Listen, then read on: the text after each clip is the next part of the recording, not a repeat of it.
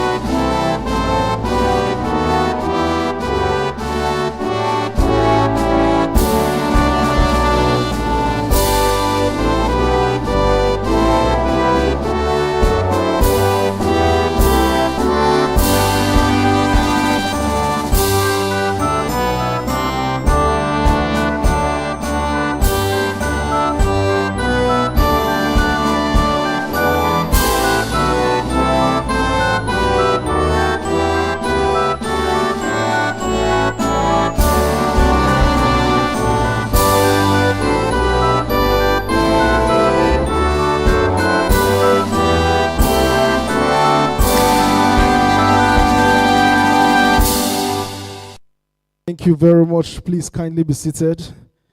Good morning again and welcome to this very, very special occasion, which is the Research to Commercialization Toolkit Development Workshop hosted by the Impact Investors Foundation and the Nigeria Advisory Board on Impact Investing. I would like to specially recognize very esteemed, highly people who are in our midst this morning. Please kindly permit me to establish the protocol. I'm not very good with the order of protocol, but please kindly bear with us if we have not done it accordingly. But today we have, first of all, I'd like to mention that this program is in partnership with the Federal Ministry of Innovation, Science and Technology, FMIST, and I would like to recognize the representative of the Federal Ministry of Innovation, Science and Technology, Mr. Temitop Efatogun, who is the Deputy Director of Planning, Research and Policy Analysis. Thank you, sir, for joining us, sir. Thank you so much. We also have among us today the Special Advisor to the Minister of Education in the RICC Committee, Dr. Ololade Dosumu. I would like us to give a round of applause. Thank you so much for joining us, ma. I think she stepped out of the hall. We also have today representing the chairman of the Research and Innovation Commercialization Committee and the CEO of the Nigerian Economic Summit Group, Dr. Tayo Adeloju, who is also ably represented by the highly esteemed former Director General of the National Office for Technology Acquisition and Promotion, NOTAP, Professor Umar Baba Bindiri. You're welcome, sir. Thank you so much for joining us, sir. We also have in our midst today the representative of the National Office for Technology Acquisition and Promotion, Mrs. Ada Mokolo Oladunke, the Director of Technology, Innovation and Commercialization. You are very much welcome, ma. Thank you so much, ma. We have the representative of the Raw Material Research Development Council, Mr. Mohamed Adamu Yaro, the Director of Investments, Promotion and Consultancy Service. You are very welcome, sir. Thank you so much for joining us, sir. Also, we have in our midst, I don't know if he's already here, the Director General of the Manufacturing Association of Nigeria, Mr. Shegun Ajayi Kadiri. I don't know if he's here already, not yet, but he'll be joining us soon. We also have the Director, Innovation and Technology Management Office, ITMO, University of Lagos, Dr. Olayinka Adewumi, who is also representing the chairperson for the Nigerian Impact Investing Research Industry Collaborative, NIRIC. You are very welcome, ma. Thank you so much, ma, for joining us and for your support in NIRIC. Thank you so much, ma. We're very grateful. Also on our list, we have Dr. Tisa Unyulaku, the National Team Leader of Adam Smith International. You're very, very much welcome, sir. And then also we have Miss Josephine Inzerem, the Director, Ashoka Africa, and a member of the NIRIC Steering Committee. You're very, very much welcome, ma. Thank you so much for joining us today, ma. And then we have Dr. Stephen Daniel, the RICC Secretariat Lead. Thank you so much for joining us, Dr. Stephen. And then also we have Mr. Prince Obonna, who is also the CEO of Mole Ventures and who is the consultant who is going to be leading us on this drive. Thank you so much, Mr. Prince, for joining us. Thank you very much. Ladies and gentlemen, with all the protocols duly observed, it permits me at this point to, of course, recognize the presence of my highly esteemed CEO, the person of Ms. Etemero Gloval, the CEO of the Impact Investors Foundation, represented by the Chief Operating Officer of the Impact Investors Foundation, Ms. Chizoba Ada Emmanuel Awekesin. And I would like us to kindly give her a rousing applause as she comes forward to deliver the opening remark. Please, we can do better than that. Please, let's give her a round of applause. You're very much welcome, ma.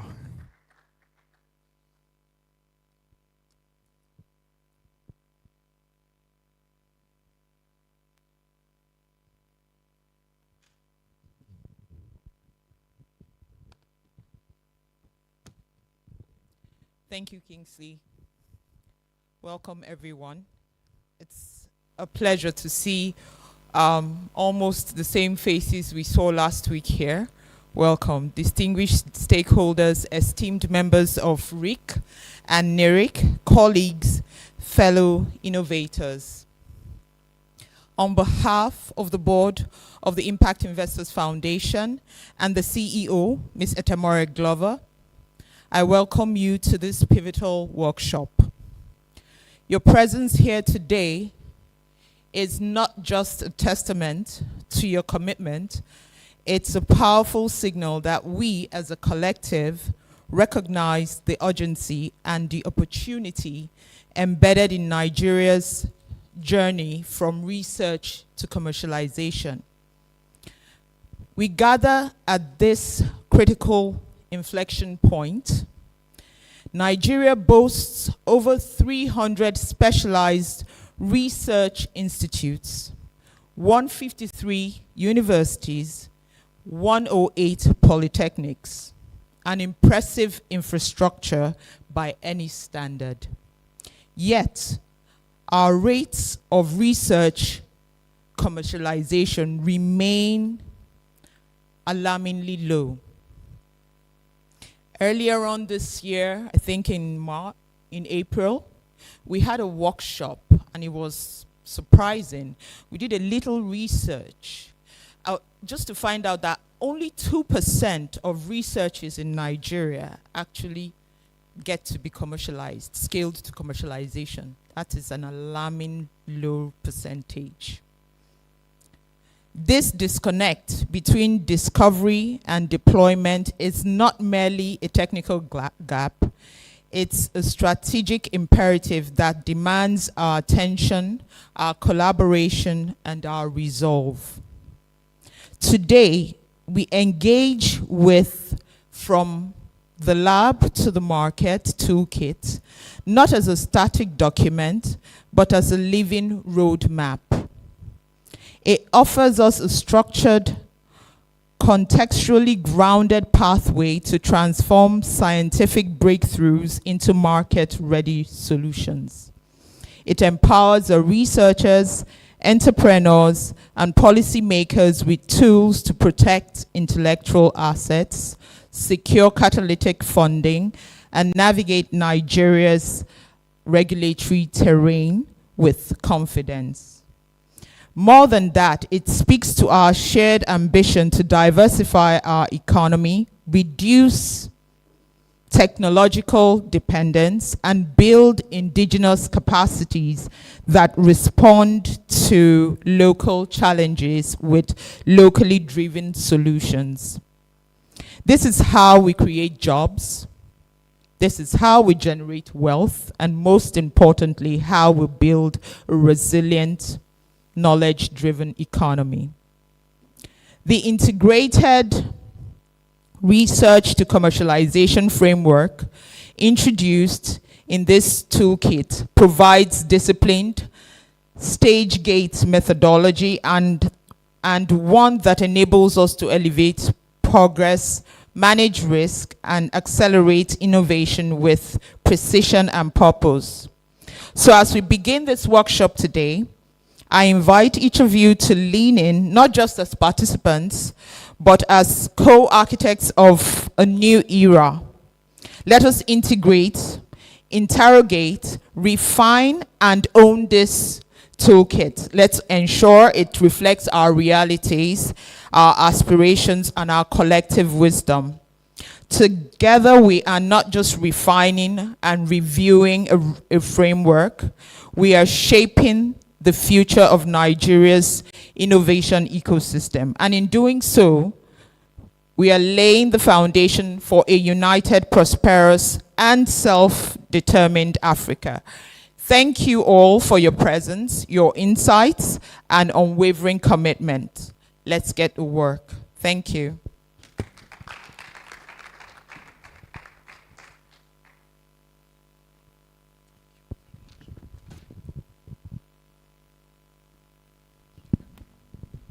Please, let's give Ms. Chizoba Ada Emmanuel Awesegesi a big hand, representing the CEO of the Impact Investors Foundation, who sends her warmest remark.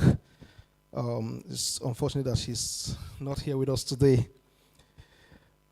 Next on our agenda, I would like us to make welcome the representative of the Nigerian Impact Investing Research Industry Collaborative, NIRIC, representing the chairperson, no other person than Dr. Olayinka Adewumi, the Director, Innovation Technology Management Office, University of Lagos. Please, I would like us to join our hands together and make welcome her to deliver the opening remark on behalf of the chairperson of NIRIC.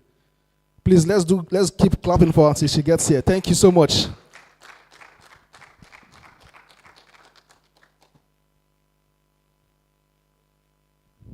Thank you so much, Kingsley.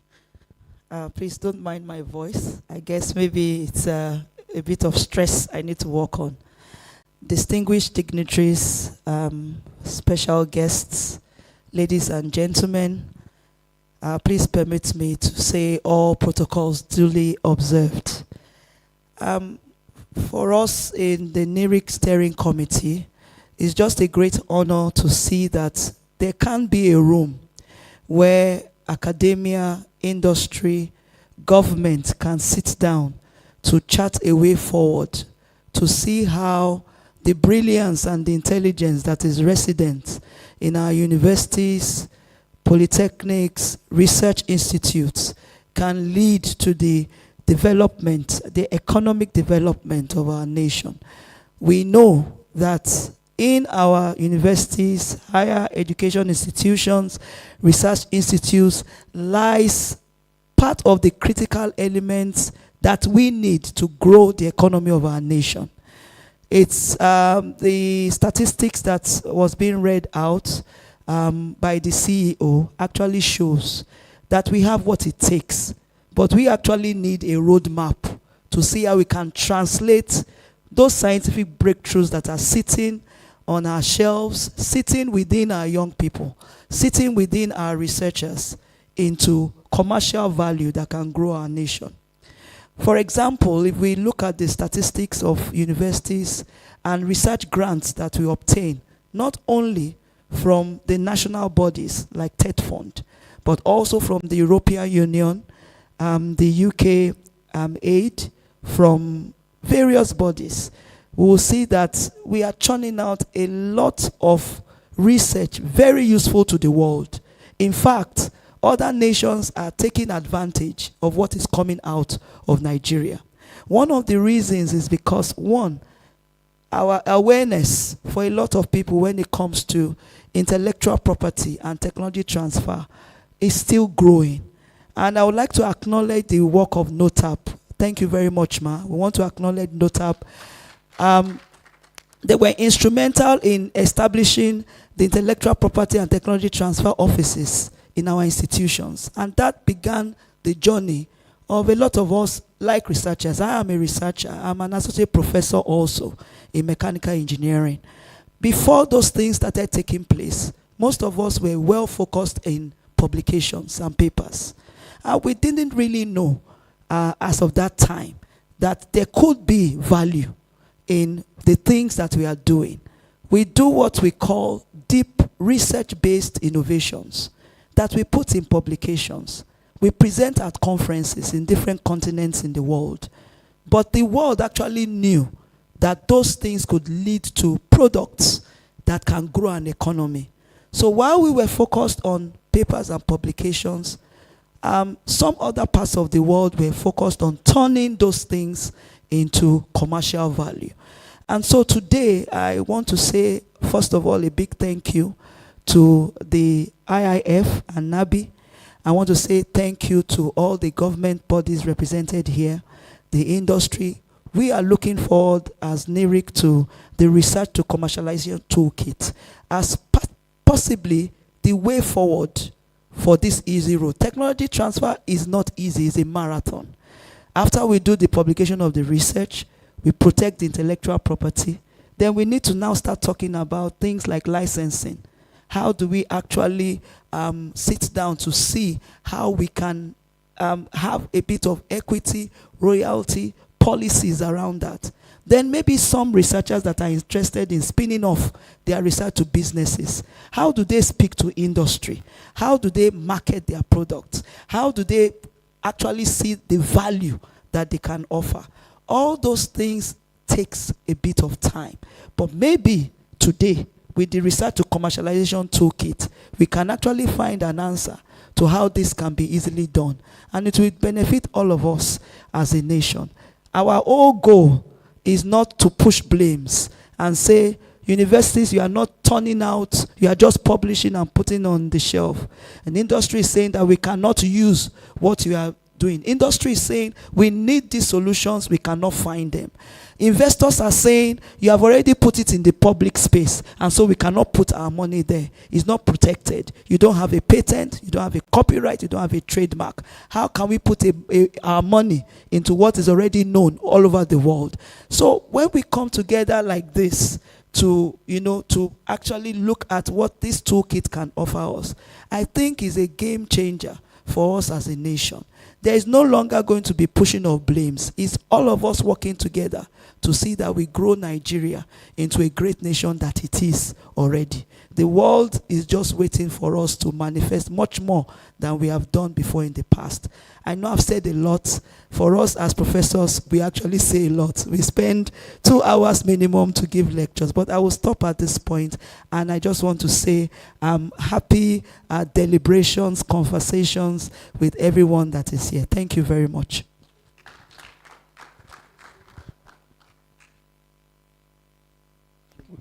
Please, let's give another round of applause. Thank you so much, esteemed Dr. Adewumima. Please, I'd like us to rise up to our feet at this point. Let's make welcome the representative of the Federal Ministry of Innovation, Science and Technology, Mr. Temitope Fayetogun. Please, I'd like us to give him a round of applause. Let's rise up to our feet to welcome him. They are our partners in this very specific project. And we are so glad to have the Federal Ministry to drive this with us. Thank you so much, sir. You're welcome, sir. Thank you, sir. I don't even know what to say. You're asking people to get up for somebody to just come and talk for 1 minute. Anyway, I appreciate all of you, my bosses, my colleagues in the room. I appreciate. Thank you very much. I'm not a professor, so I will not speak up to 2 hours. Neither will I speak up to 5 minutes. I just want to say, well, while Dr. Kingsley was establishing the protocol, he did confess that he may not do it well, that we should forgive, and I know we have even forgiven him. So whether the protocol established was right or not, I want to stand on it. Thank you very much. I just want to say that, yes, the Federal Ministry of Innovation, Science and Technology is welcomed IIF when they came to discuss with the ministry, and I think about 2 weeks ago, we were here in this same hall to talk about the policy on commercialization or something. And today we are here again to look at the toolkit being developed. But I'm particularly happy because you spread your tentacles to catch the eggheads who the Honorable Minister of Education has assembled to come up with to work on research to commercialization in Nigeria. It's a committee headed by the CEO of NESG, and the members of the committee are here.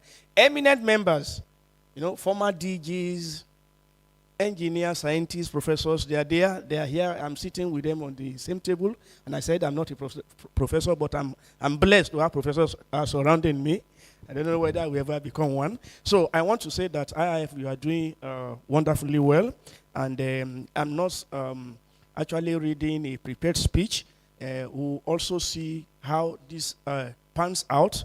I want to believe that this will not be the first and the last discussion we are going to have on this before we have the final thing, because some of us, I know, maybe some of us are just seeing this thing for the first time this morning, but I want to believe that after today's event, now we will now know where we are going on it. Thank you very much.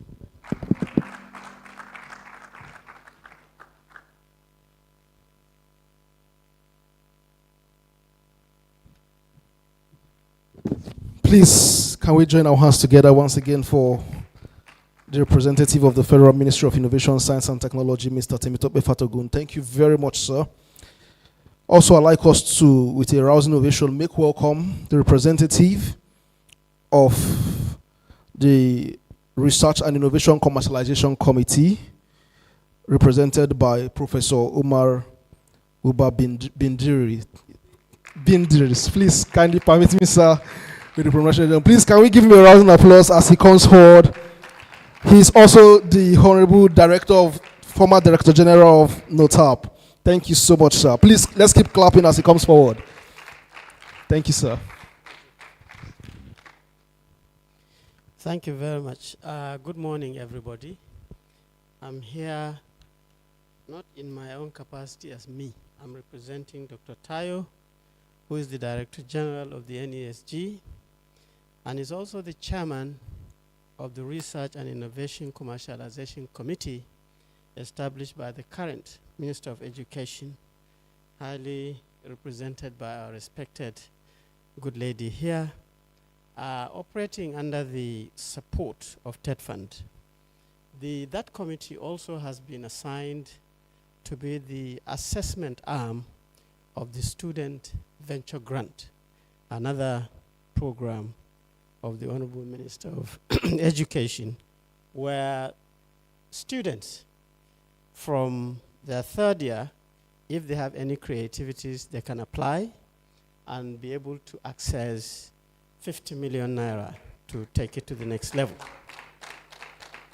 But representing him here, you are very lucky Dr. Tai is not here, because his passion for connectivity between the intellectual output and the life of people is so huge that he probably would have spent an hour talking to you about it, but you are lucky. But we have to appreciate the sponsors of this event.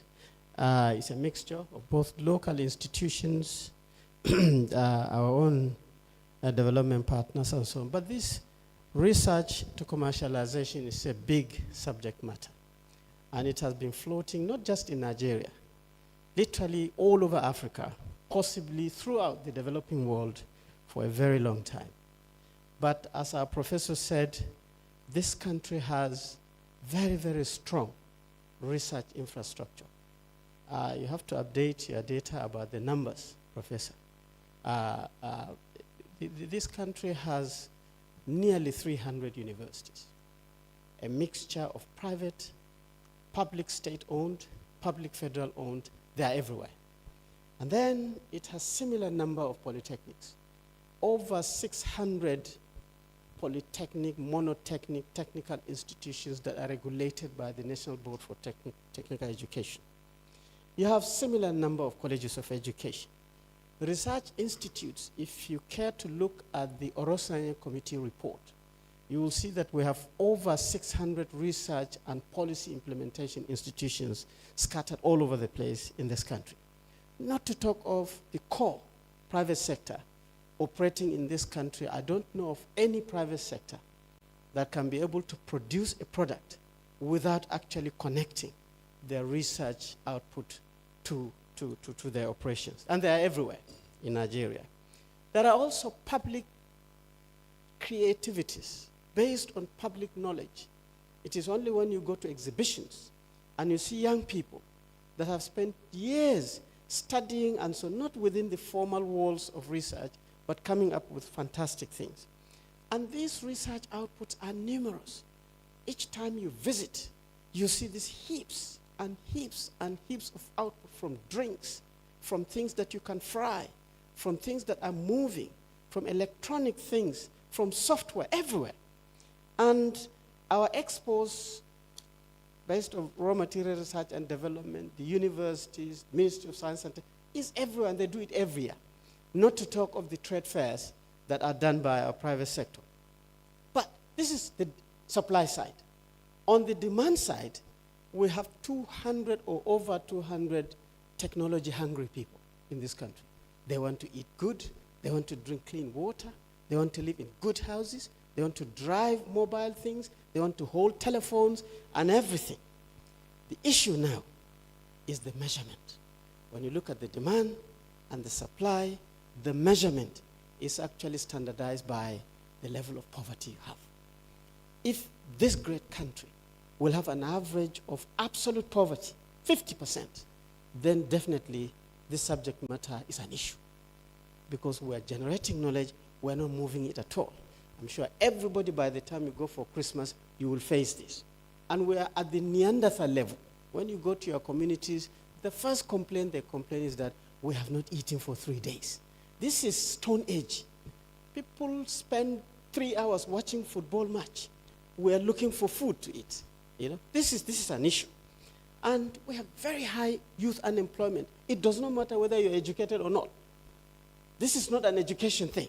We just have massive unemployment of young people. And then we have very primitive rural places. Most of us, if not all, I mean, I'm a rural person, but each time I go to that, rural Nigeria is very nice areas. They don't have good roads, so you don't have to bother too much. You just follow anywhere you like. You know, the houses, all these dangerous people killing people, when they say they've gone and erased a village, you don't see washing machines being burnt down or whatever. It's all very grassy and so on and so forth. This is again demonstrating that. So the clear need for this knowledge to our people connection is highly, highly desirable. Let me close my speech. I'm not a professor, I'm a retired professor. But when you retire, you do whatever you like. I can talk here for an hour. You can only chase me out of this place. So, but I'll get up. So how do you do this? How do you do this? The tool that we have is a fantastic document, but you must have very good record of outputs. This country does not have that. Nobody can give you, not Ministry of Science and Technology, not Ministry of Education, not Ministry of Industry, that can give you a compendium. Look, even individual universities cannot give you a compendium of their output. Just close it. Go to University of Lagos, say, in the last 10 years, can I have a book to tell me what you have done? That does not exist. That is a big question mark. Secondly, like Madam said, both of them said, intellectual property, you have to understand that this knowledge is your own property. It's like your farmland. You must have a piece of paper. Otherwise, it doesn't belong to you. This knowledge also has to be protected. That protection process in this country is very, very weak. is so weak that it's even dangerously weak. I don't have to expatiate. Next time, invite me for a keynote. You will hear the secrets. Right? Then you have our technology transfer strategy is wrong. Each time you hear private sector, we are fooling ourselves. You think Nestle will take your food innovations. They will not touch it. You think Julius Berger will carry your own intellectual or infrastructure output. They will not touch it. Cadbury will not touch you. Procter & Gamble will not touch you. Friesland Campina Wanku will not touch your dairy product. Where you should aid is aim at your local small and medium enterprise. My mother, who is very good in smoking her fish, needs the science for smoking well, needs the science for ensuring that her fish keeps for 1 year. Your mom, who can do puff-puff, needs the technology to make the same puff-puff over and over again with the same oil content, sweet, flavored, and so on and so forth. We never target those. We think my mother is private sector, so you can say whatever you like. So, for me, this is, you can tell, passionately is a subject matter that I've been working on for over 2 decades. And I can see it clearly. So when I read toolkits of this nature, I just read it. But I can tell you it is a tough one. While we try to evolve this, don't think the others will love you because you are trying to make progress. You have a lot of enemies. People who are selling things to you will distort this. They will not allow you to actually, because you are a market. In business, it's market. When you want to distort my market, I will deal with you. So this linkage has to be a strategic, and it must start with the right policies, and it must be based on data, big data. If AI will help us to do this, I hear now Nigerian young people, AI. Well, you don't have data. One day you want a Nigerian that will do wonderful things, you type your AI and you will see an Indian sitting there because your data is wrong. So I conclude by saying that Dr. Tayo would have been here, but you can tell he sends me here. I mean, somebody just said, I think that Oga came and said, Dr. Tayo said you should do it. So he's the boss. So I think, Lola, I have delivered. If not, I will punish myself. So thank you very much, and I wish us the very best. Thank you.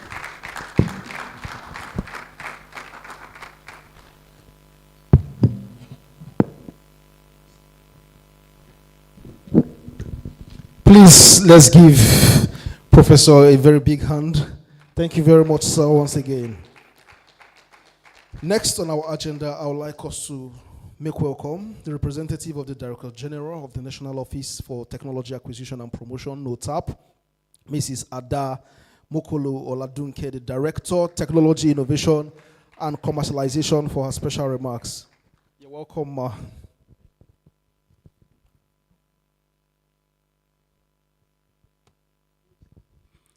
Good morning, ladies and gentlemen.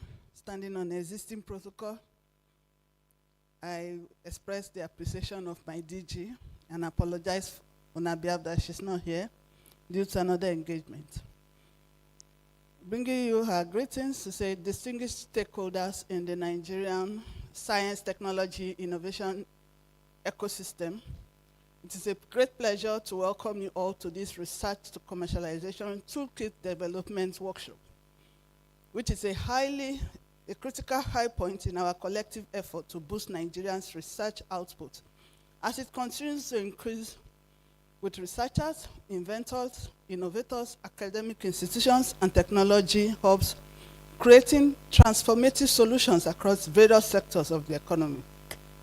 For many years, Nigeria's research institutions and universities have produced remarkable research findings and innovations, with a major fraction confined to academic journals, conferences, laboratories, and shelves, while only a small fraction of these have transformed into market-ready products or services, capable of creating jobs, improving livelihoods, and contributing to national development. This gap is what this workshop seeks to address, as within these research outcomes lie powerful solutions capable of addressing our pressing national challenges in various sectors of the economy. This workshop is both strategic and timely, as the Research to Commercialization Toolkit we are developing here will serve as a practical guide for researchers, inventors, innovators, and institutions through the entire commercialization value chain, to streamline the process of moving from research discovery to market-ready, investment-attractive solutions.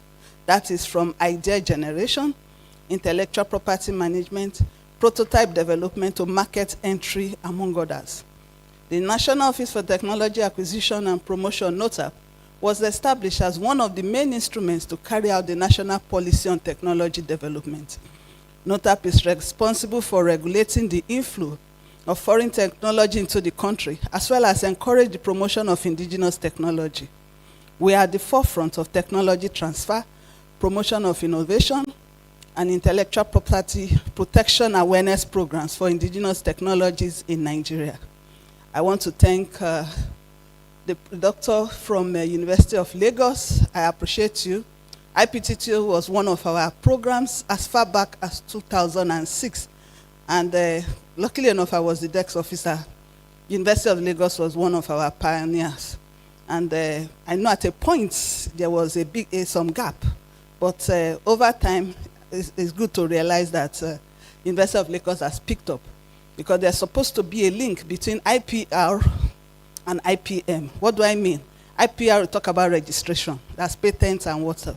But when you talk of IPM, this is what we are talking about now. There must be that bridge. You're talking about commercialization, talking about technology transfer and whatnot.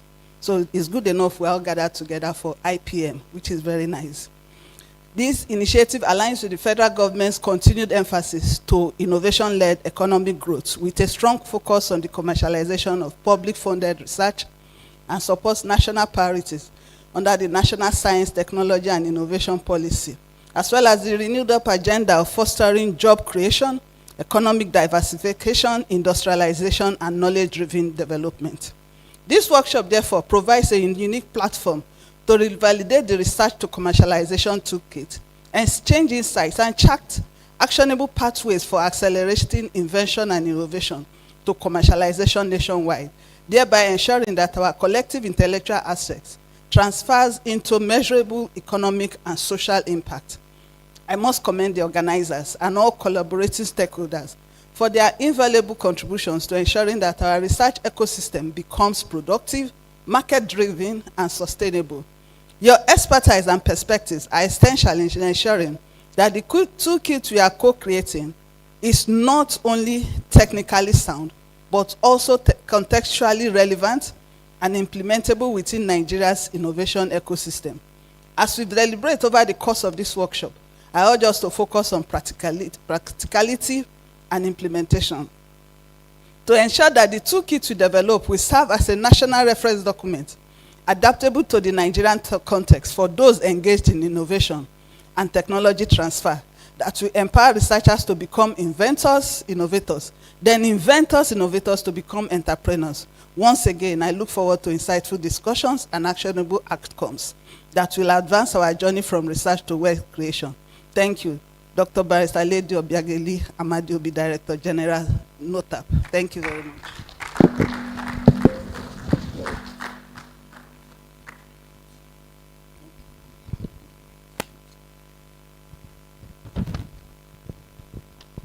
Please, let's join our hands together once again for the DG of NOTAP, represented by Mrs. Ada Mokolo Ladunke. Thank you so much, ma, once again, ma. Next on our agenda, I would like us to make welcome Mr. Mohammed Adamoyero, the representative of the DG of the Raw Material Research Development Council, RMRDC, who is also the Director of Investment Promotion and Consultancy Services. Please, let's join our hands together as we make welcome him. You're welcome, sir. Thank you.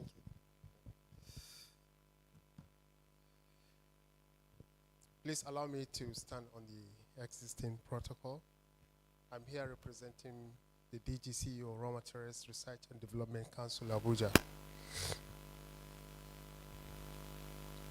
It is my distinct pleasure to be part of this vital workshop on research to commercialization toolkit, a timely initiative that resonates with the goals and continuous efforts of the Raw Materials Research and Development Council. As you may be aware, one of the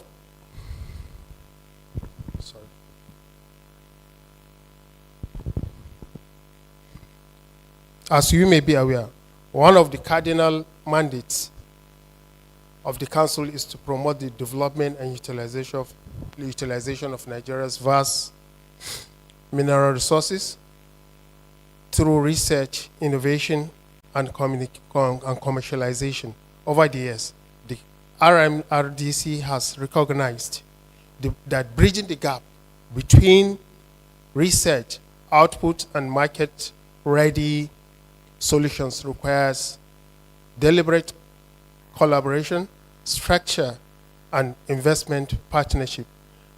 Precisely what these workshops seeks to achieve. In pursuit of this goal, the Raw Materials Research and Development Council has entered into collaboration with about 37 universities, Nigerian universities, across the 6 geopolitical zones early this year. Under this initiative, R&D commercialization desk offices were established. In each of these universities, their primary responsibility is to identify, collate, and document viable research and innovations output with strong commercial potential. This effort is already yielding a database of promising technologies and prototypes that can be linked to investors, industry, and policy frameworks. What happened is that the Council recognized that there is this gap between the academia, the researchers, as well as the OPS. So in order to bridge that gap, this collaboration was initiated in order to bring these 3 institutions together in order to see that at least we don't continue with the blue sky projects. We concentrate on a market-driven researches that will yield and create jobs as well as move the country forward. The Council believes that the future of our industrialization drive lies in transforming the wealth of knowledge generated in our institutions into tangible products and services that can create jobs, enhance productivity, and stimulate inclusive growth. To this end, we are committed to strengthening a partnership such as this between government, academia, and the private sector to ensure that research truly becomes the engine of national development. On behalf of the management of RMRDC, I commend the Impact Investors Foundation and the Federal Ministry of Innovation, Science and Technology for this laudable initiative. The R2C Toolkit will undoubtedly provide a practical pathway for innovators and researchers to access funding, mentorship, and market opportunities, thereby ensuring that research no longer ends on the shelves of our laboratories, but in the hands of users and investors. RMRDC stands ready to work closely with all stakeholders here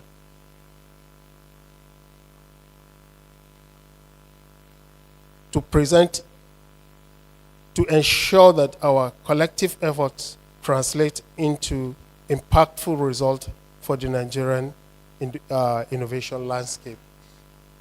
Thank you and may God bless you all.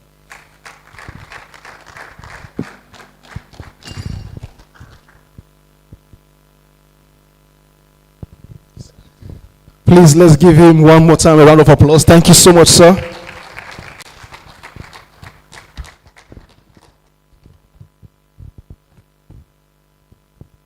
Thank you very much once again, sir. Quickly, we're going to have a quick presentation on the Nigerian Impact Investing Research Industry Collaborative. Media team, are you ready?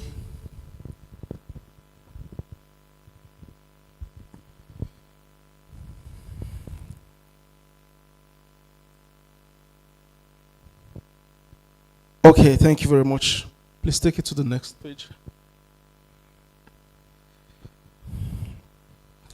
Okay. The Nigerian Impact Investing Research Industry Collaborative, established by the Impact Investors Foundation and the Nigerian Advisory Board on Impact Investing, is the leading collaborative strengthening Nigeria's impact investing research and innovation ecosystem. We lead the drive to mainstream impact investing and play a central role in advancing research to commercialization pathways, supporting national innovation systems, and bridging the gap between research output and enterprise development. Our vision is to be Nigeria's foremost collaborative platform for impact investing, research, and innovation. And our mission is fostering collaboration to accelerate the growth of Nigeria's impact investing, research, and innovation ecosystem, driving sustainable development and measurable social outcomes. What do we do at NIRIC? Next, please. The first thing we do is that we are mainstreaming impact investing in Nigeria. We are committed to mainstreaming impact investing in Nigeria and fostering a thriving ecosystem for impact-driven investment. Also, we are accelerating research commercialization, and we do that by bridging the gap between groundbreaking research innovative ideas and real-world impact by fostering the commercialization of research and innovation into scalable products, services, or ventures that drive economic growth. Next, please. Research and policy advocacy. We leverage research and policy advocacy to generate evidence, inform decision-making, and shape a supportive policy environment that mainstream impact investing, research, and innovation in Nigeria. Capacity building is also one of the things that we do at NIRIC. We design several capacity building programs, workshops, and seminars tailored to meet the needs of diverse stakeholders and equip individuals, organizations, and institutions with the skills, the knowledge, and the expertise needed to thrive in the impact investing, in the research, and in the innovation sector. Also, we host diverse industry collaboration and engagements. We organize key industry events such as the annual NIRIC convening. For this year, we have our upcoming annual NIRIC convening, which is going to hold in next month, in the month of November, precisely 27th of November. And we are especially inviting each and every one of you again to join us for the second annual NIRIC convening. I thought you'd give us a big hand. It's not a workshop. It's not a workshop. It's a special dinner. It's a special dinner event for all our stakeholders that has been working with us, and it's a special networking and partnership event where we're going to be celebrating all the wins that we have achieved this year. So we are specially inviting you to the second annual NIRIC convening. Then also we host dialogue session, industry brief session. We have held 2 industry brief sessions for this year. The first one we had Dr. Charlotte Nderibe, who is also seated here today. Let's give her a big hand from the University of Lagos. She's the founder of EcoWork. She was the first person who featured in our industry brief session, who has done an amazing product with the product called EcoWork. It's a very, very amazing product for waste management efficiency. And then also we had another one where we featured the CEO of Purple Cow Foods, who is translating cassava into noodles. And that's an amazing product she has there. They are based in Port Harcourt. We also have policy dialogue sessions where we discuss strategic policy issues and look for the way forward and make valuable contributions to the policy sector for impact investing and innovation. So we host all these various sessions to promote strategic collaboration among the diverse stakeholders and cultivate an ecosystem where partnership is prioritized over competition. We have our members of the NERIC Steering Committee, led by the Impact Investors Foundation as a secretariat. We also have the Private Equity Ventures Capital Association of Nigeria. We have the Lagos Business School. We have the University of Lagos, the Lagos Chamber of Commerce and Industry, the Aspire Coronation Trust Foundation. We have Ashoka Africa.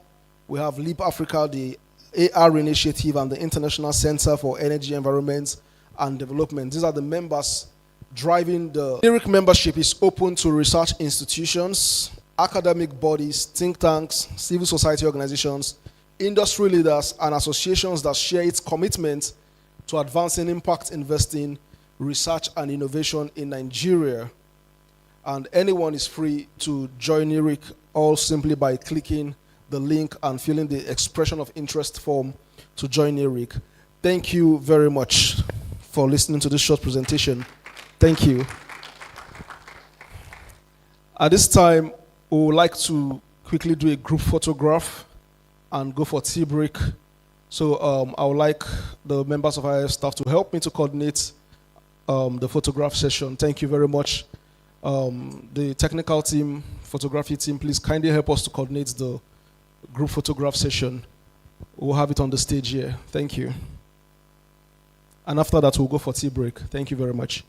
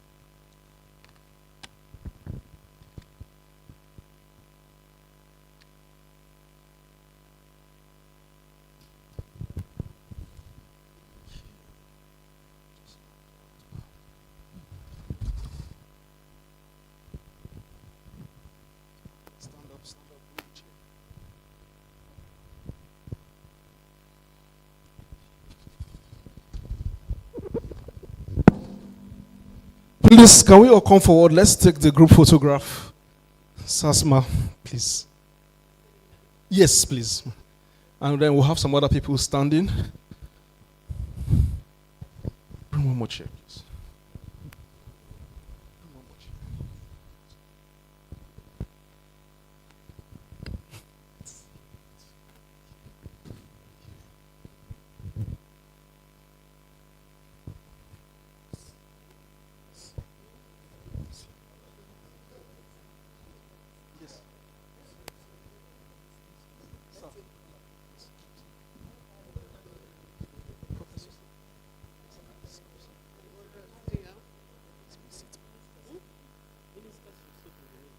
Ma, please, ma.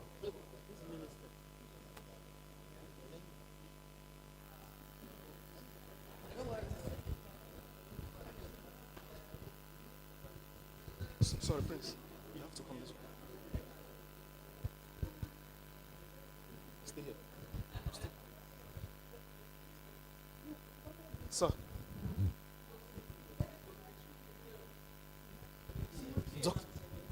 Doctor, please, ma. Please. Ma, please sit. Sit. Okay.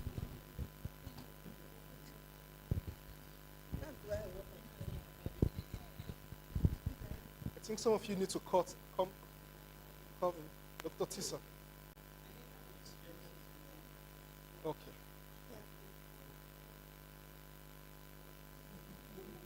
Can we?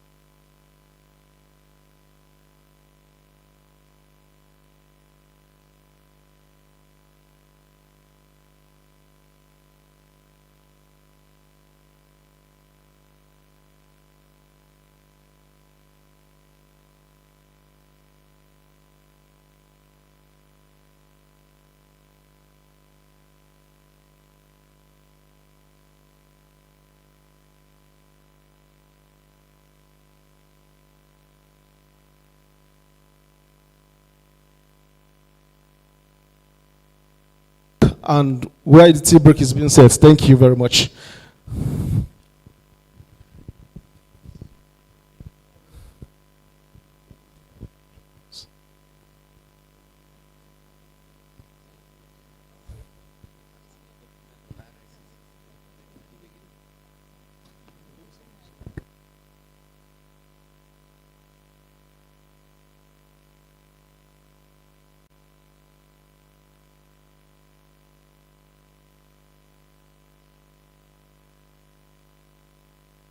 Okay, so from suggestions from esteemed members of the RICC committee that should be a working tea break, which I gladly accept.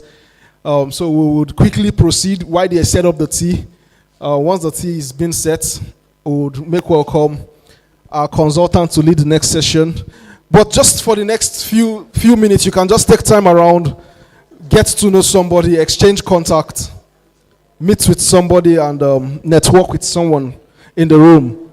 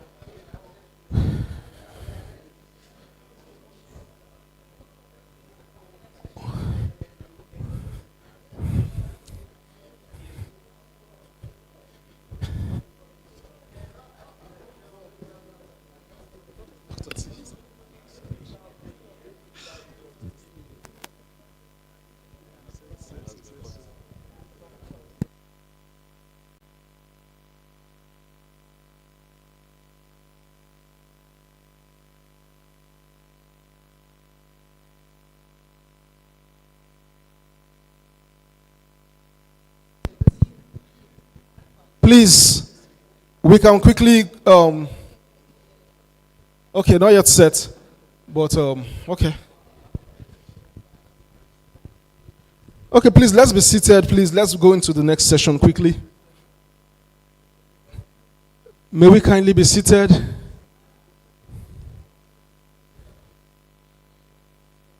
Please, let's kindly take our seats.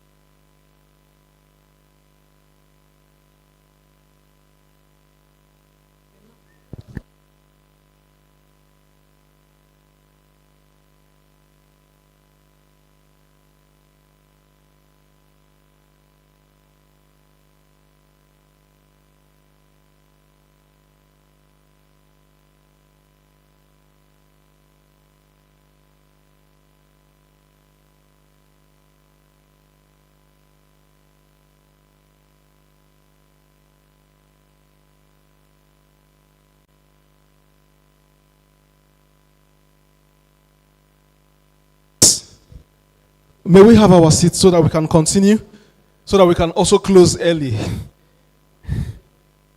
Thank you, Kingsley Otu and co, please.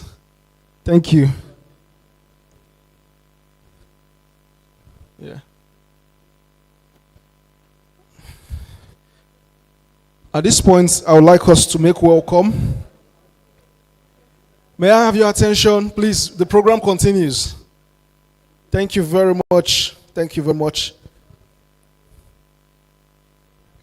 I don't know if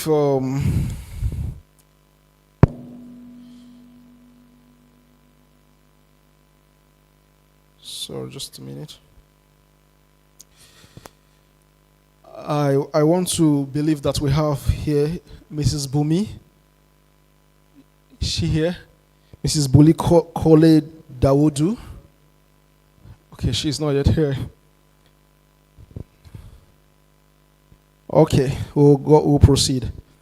At this point, I'd like us to make welcome Mr. Prince Ubunna, the CEO of Molo Ventures, who is serving as our consultant for the development of the R2C toolkit. Please, let's join our hands together for him as he comes forward to take us on the presentation of the draft R2C toolkit. Thank you. You're welcome. Thank you so much. Standing on the existing protocol, thank you for being here. I want to say thank you to my bosses and colleagues for this wonderful event. This is an event that's been on our mind for a very long time. And today is the realization of a special day. And even though the room is much more, how do I say, more official, I want to kind of warm it up a little because collaboration happens when we are a lot more freer, right? And this is supposed to be more like a collaborative environment where we're trying to validate, findings and see how to move forward on a very important topic. So let's just set context, right? And it's important we set context. Research to commercialization has been one of the biggest topics in this era recently. I'll give you background for myself. I studied computer engineering first degree almost 20 years ago.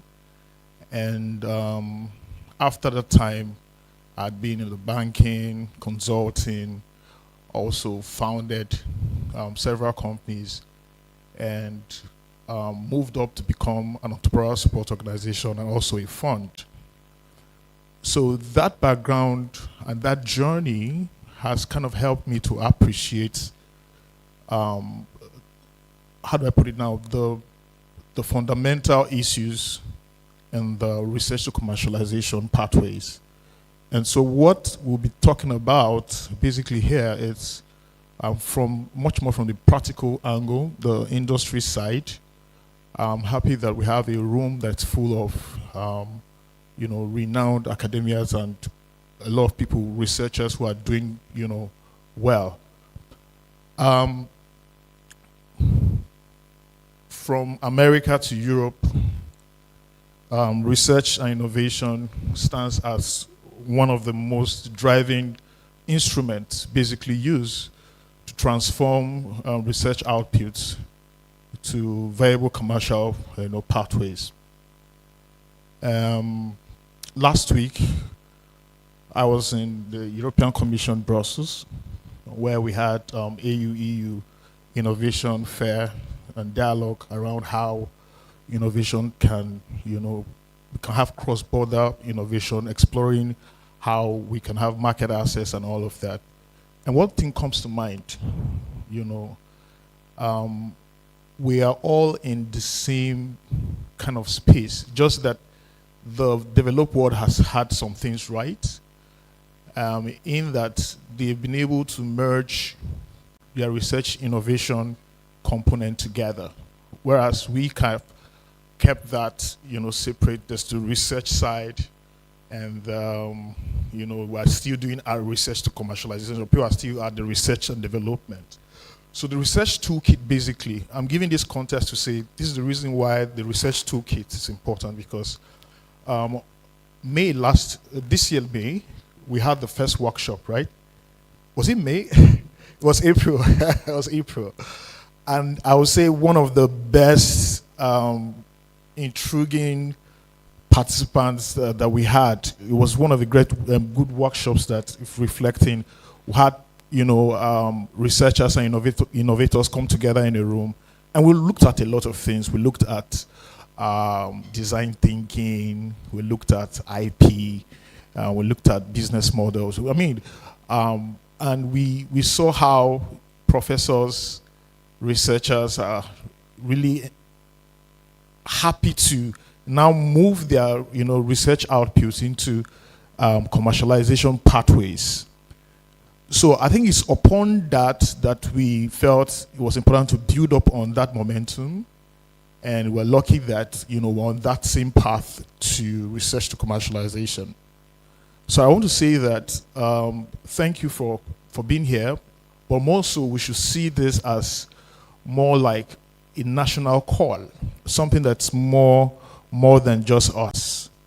Something that would resound, at least I know that there's going to be some validation, revalidation in the future, but that you're going to have a lot of researchers and innovators looking for a toolkit that would guide them.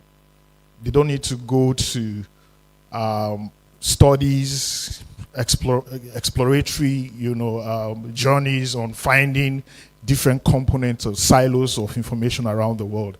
They have something that is granulated in one place that they can use, to help them. So it's more of like a national burden and a national call for us to come together to fulfilling this mandate. And I'm happy that in history, everybody in this room is playing a very important role. And you need to put your hands together for yourself for that. Okay, so upon that, if you have the slides, you can.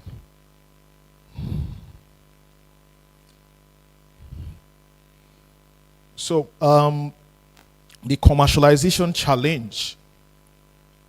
This is not my slide, but I mean, I don't know, I'm not, it's coming on? Okay, it's my slide, okay, cool. Right, so the commercialization challenge, I'm happy that we have a lot of universities, research institutions. I'm getting more of some living labs right now coming up. Some concepts that is very strong in Europe. Everybody's coming together to, use research as an instrument to solve impactful problems. The reality is that they will have very low, just like the CEO spoke about, 2% of research outputs being commercialized. It's even more staggering than that. There are, challenges in terms of the value chain being broken, and a lot of inconsistency. And then bridging the gap, the solution for the toolkit, basically, you can go to the next, is we had developed a systematic framework. So how the framework was developed for this toolkit is that I had 4 of my very close friends and consultants who came together to develop this. And they are also very renowned consultants, fund managers, founders, researchers.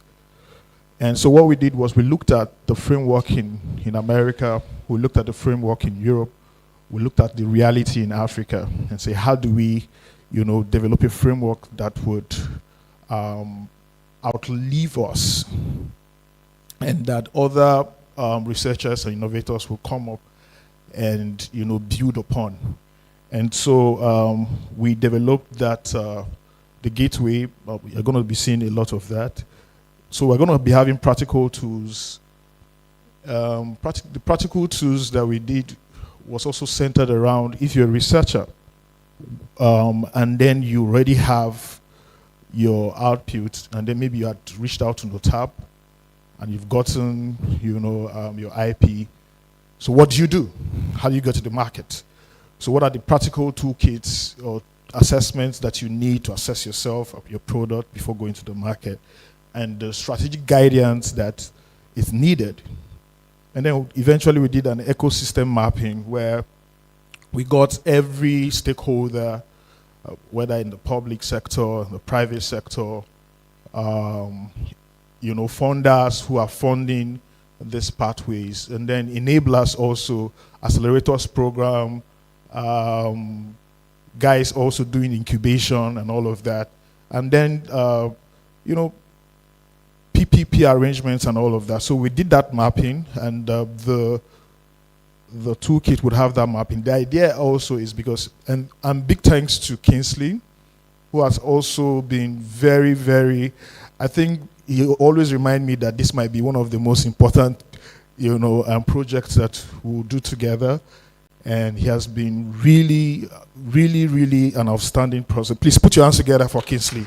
Please put your hands together for Kingsley. It's one program manager that stands out all the time, right? So he insisted that we should be able to get that directory, so that, and for me, I felt it was really important and good, where as a researcher, is a one-stop place where you can find everything.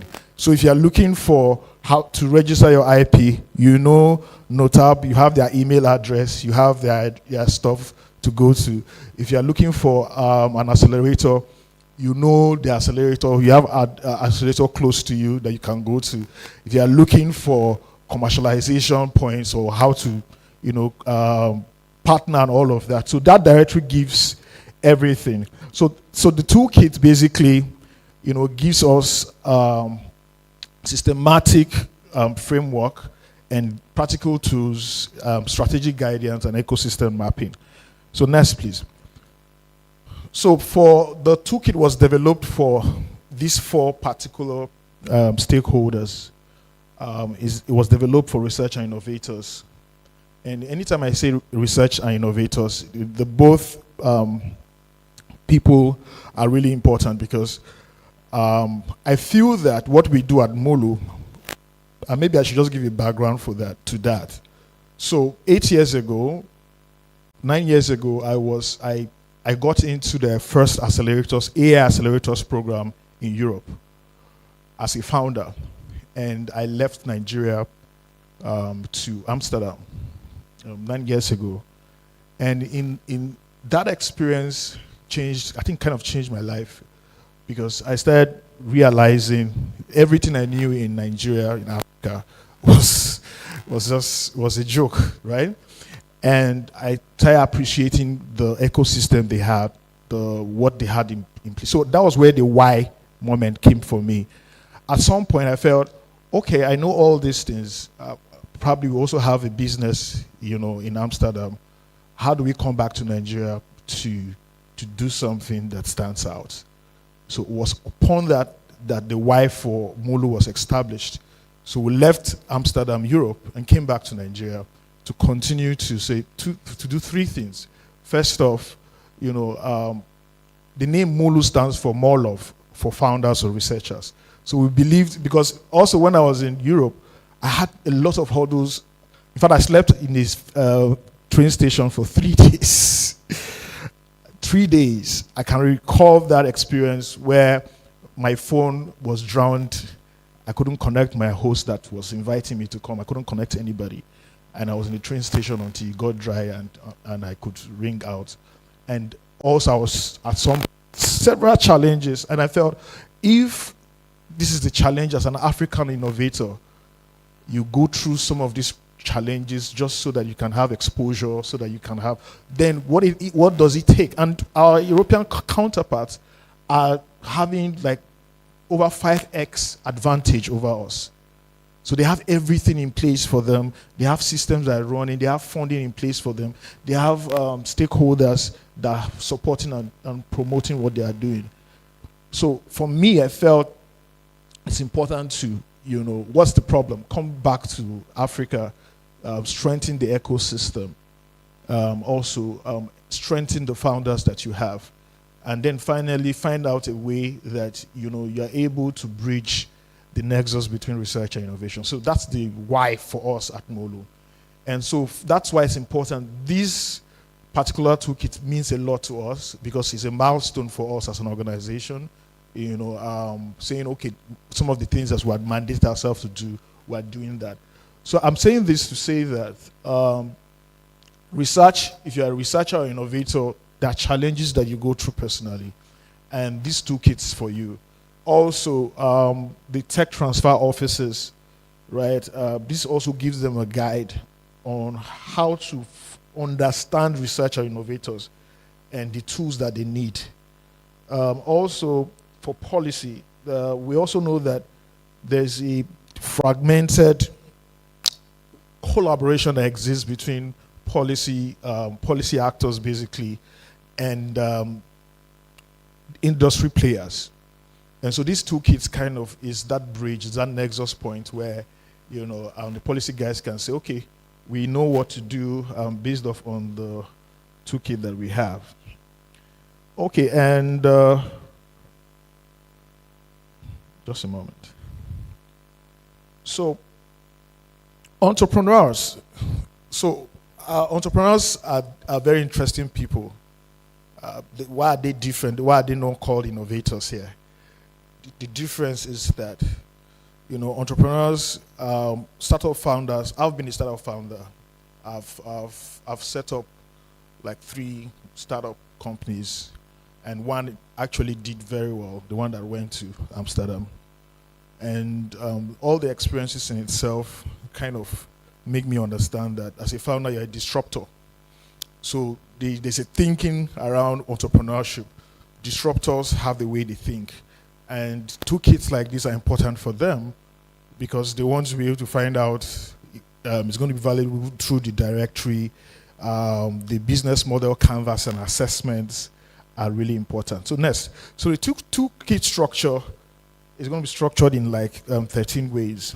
And all of these are important because we look at the very, very comprehensive way that the toolkit would embrace every of the stakeholders mentioned earlier. So we looked at the understanding R to C in the Nigerian context. We looked at the integrated framework that we brought. Then set up a baseline for the commercial pathways. We're going to see that. Then IP protection, what to do, the standard of NOTAP.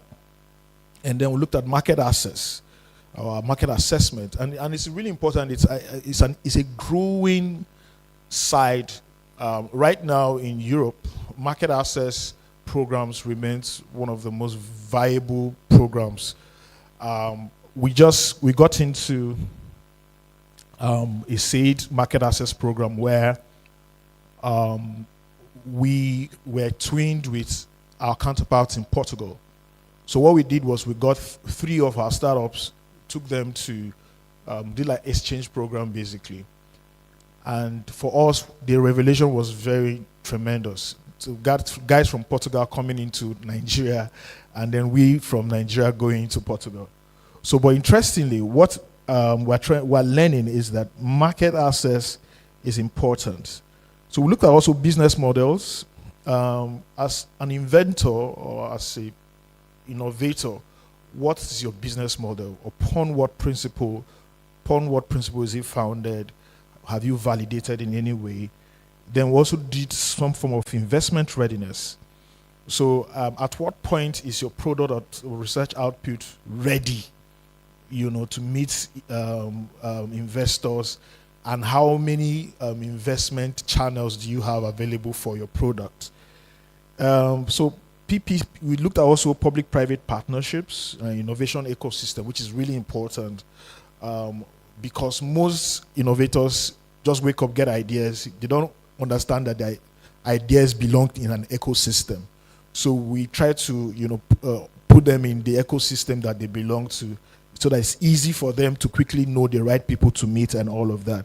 Then implementation roadmap. We say, okay, we drew a roadmap for what it looks like to implement any product, whether it's 3 years, 5 years, 6 years, based off on, what is permissible by NOTAB and and what's permissible in the market.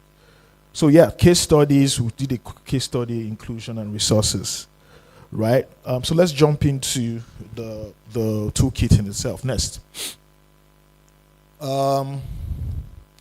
So the integrated framework, it's a very interesting framework where it's a 4-gated way and 4-phased 4 gates.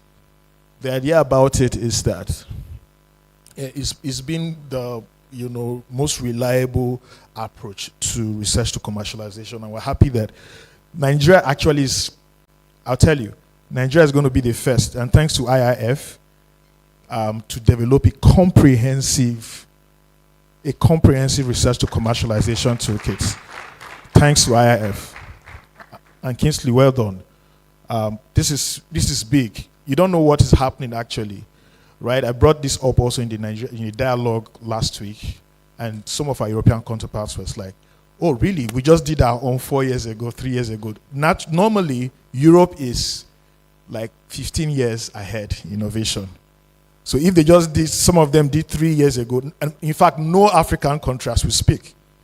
What we have is just, is not comprehensive. It's either intellectual property guidance or business model guide. So this is like the first very comprehensive that covered, all these and that has a framework in itself. So congratulations to Nigeria on this milestone, and well done to NERIC and IIF for this. So the framework in itself, like I said, is gated.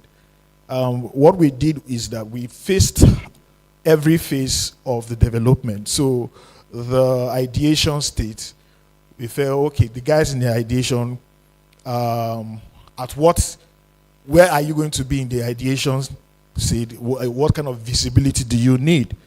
Then the phase 2 is the scoping and IP protection. Once your research is there and there's exposure, usually we say, okay, do a design thinking, ensure that you collaborate to design with the community you are designing with, and then protect your IP.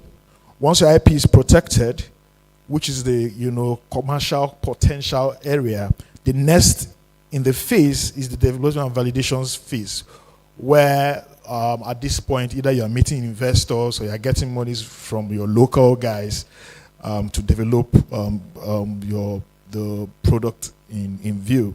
And then final phase is market strategy, market expansion, market access, and all of that. So let's delve into each of them. Phase 1, discovery and ideation. If you are actually had developed a product, I'm sure that most of the people who have done research to commercialization in reality would appreciate this. So what we did was the discovery state is market needs identification. We have realized, and now this is a very important concept, 2%, or let's say 2 or 1 out of 10 of every startup fail in 3 years, 5 years. And the reason that happens is because of what is called the value of debt. In the Bible, we used to say it's the value of the shadow of debt. But technically, it's called value of debt. And what's value of debt? Value of debt is that valley where your product is not able to reach the market. So your product died either at the idea stage or died at when you are trying to, protect your IP, or died before the market even realized it existed. And what Europe is doing is that they have a ministry centered around, welcome, Doc. They have a ministry centered around enabling that curve to be reduced. Now, in Nigeria, that curve happens like this. So someone has an idea or starts a business and begin to pour money, and the money goes down like this, and then the market does not, embrace that stuff. So there's a valley that goes up. So what Europe is doing now is trying to smoothen that valley so that it's not so deep, it's not so steep.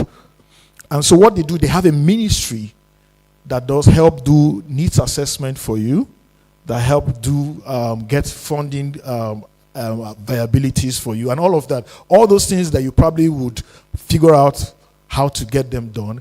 So they have a ministry that's help. That's what I'm saying, that the ecosystem in Europe and in developed worlds are enabling more innovators, and that's why you are seeing that they are quickly taking their product from the lab to the market. So the needs assessment is very important. What we've done in the last three cohorts that we've had is introduce design thinking. So design thinking concept basically is, instead of you just waking up and feeling, oh, I have this good idea in my head and it's possible, we try to co-design with your stakeholders. All right, so this needs assessment is important. And then there's preliminary research. So whether it's qualitative or quantitative research, the idea about having research still in the design thinking phase is so that you're able to capture the need and pain points of your stakeholders. Anytime we define markets, we ask what's a market, and people say it's where buying and selling does and all of that. But the truth is that a market is a collective of people sharing the same pain points. So if you understand it this way, you understand that there are different markets that exist. Once you are serving a market, or serving people who are actually having the same pain point, you have a market. So what that means is that there are fragmented markets around us.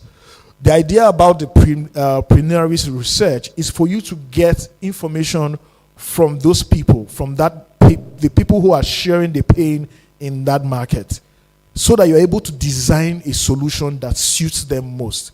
Like I said, the reason why most startups fail is because most people design products based on what is in their mind, or what's on their mind and all of that. All right, so we have the idea generation. And so what the gate does is basically say, what's the problem relevance, right? For this phase one, the gates will say, what's the problem relevance? What's the technical possibility of this? Is it viable? Then how does it strategically align, with the resources that is available? All right. So these kind of validation, these are validation tools that help you in each gate. So let's go to the next phase two. So once you have answered that, then we now go on to saying, is it going to be a licensing? Is it going to be a JV, joint venture? Is it going to be an outright sale, or is it going to be a spin-off? I'm happy that you spoke about spin-off and all of that. And we've had, incredible solutions around that. So this commercialization pathways, it confronts you at the phase two. And you want to say, okay, maybe I just want to do this stuff and license, or I want to have a JV. I can't do this. Maybe I'm a technical person. I need the commercial partner to join me on this. Or maybe I need an operation team, a joint venture with an operation team and all of that. So you want to find out which pathways, commercialization pathways, that would be relevant. And then maybe also it could be a startup. Are you a startup or a spin-off? So the idea is, if you're a university, it's okay, we cannot, based on we're a public institution, we can't follow that path. So let's start up maybe another unit, another private unit, or a spin-off that can, move quickly with this idea. So all of these pathways helps us. And then there is the intellectual property. Next, please. The intellectual property commercial foundation. And this is important. And this is where we believe most researchers fail. The truth is that most people they have an idea and do stuff. The IPs are not protected yet, and then they go to seminars and then start writing it on journals. So that's where, and once that is done, totally, it's not possible to have full claims of that. So the right approach is that you should engage your, IPTTO first, and ensure that it's fully protected before you can even begin, so that you can even have a right for an NDA, else you do not have a right, to make claim of any intellectual property. So with this, we built upon the Copyright Act 2022, and also the trademark, and I'm happy that I've helped several entrepreneurs to either do their trademarking or also IP protection through the Federal Ministry of Trade and Investment. So this is also a space that I kind of have an idea of what's happening in terms of local context. All right, next. So we now look at the next phase, which is really important, market assessment framework. Now, market assessment is important. I don't know if this is clearer, but I'm sure it's clearer on this screen. Market assessment is important because now that, let's say, you are done with ensuring that there's a commercialization pathways that that you have chosen that will be the way. The problem is, how big is this market? How much can you serve this market? At where are you in the market? So there's a technology or terminology that we have used, in the innovation space for a long time: TAM, SAM, and SOM. TAM, SAM, and SOM. So TAM is your total addressable market. So usually you want to say in that sector across the globe, what is the total size of your market? So we kind of give you a resource or tool that will help you be able to ascertain that. And then a serviceable addressable market is within your local context. What is the likely share that you are able to, of that market you're able to capture? All right. And then serviceable is your immediate ecosystem. Where are you? Are you 2% or 3% or 5% share of the market? How do you hope to expand into it? So, of course, customer discovery methods. We had a lot of deliberations on whether you are using, if it is a qualitative or a quantitative research that or market discovery method.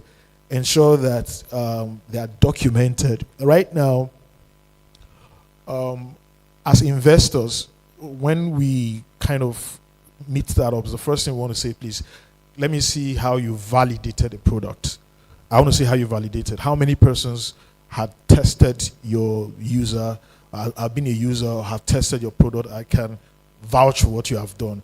So the validations are important. Market discovery methods are really important, especially if you are in the research. You are trying to, take your research output to commercialization path.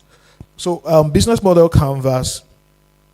Also in innovation space, this is not strange. It might be strange for researchers, but the business model canvas we felt was important to put this because it gives you a clearer picture of what your business is, your products, your cost structure, resources, the activities, customer relations that you need, while you are developing this product. So in the last workshop, it was very interesting because we kind of forced every researcher. I see Madam is laughing because I think your team won, right?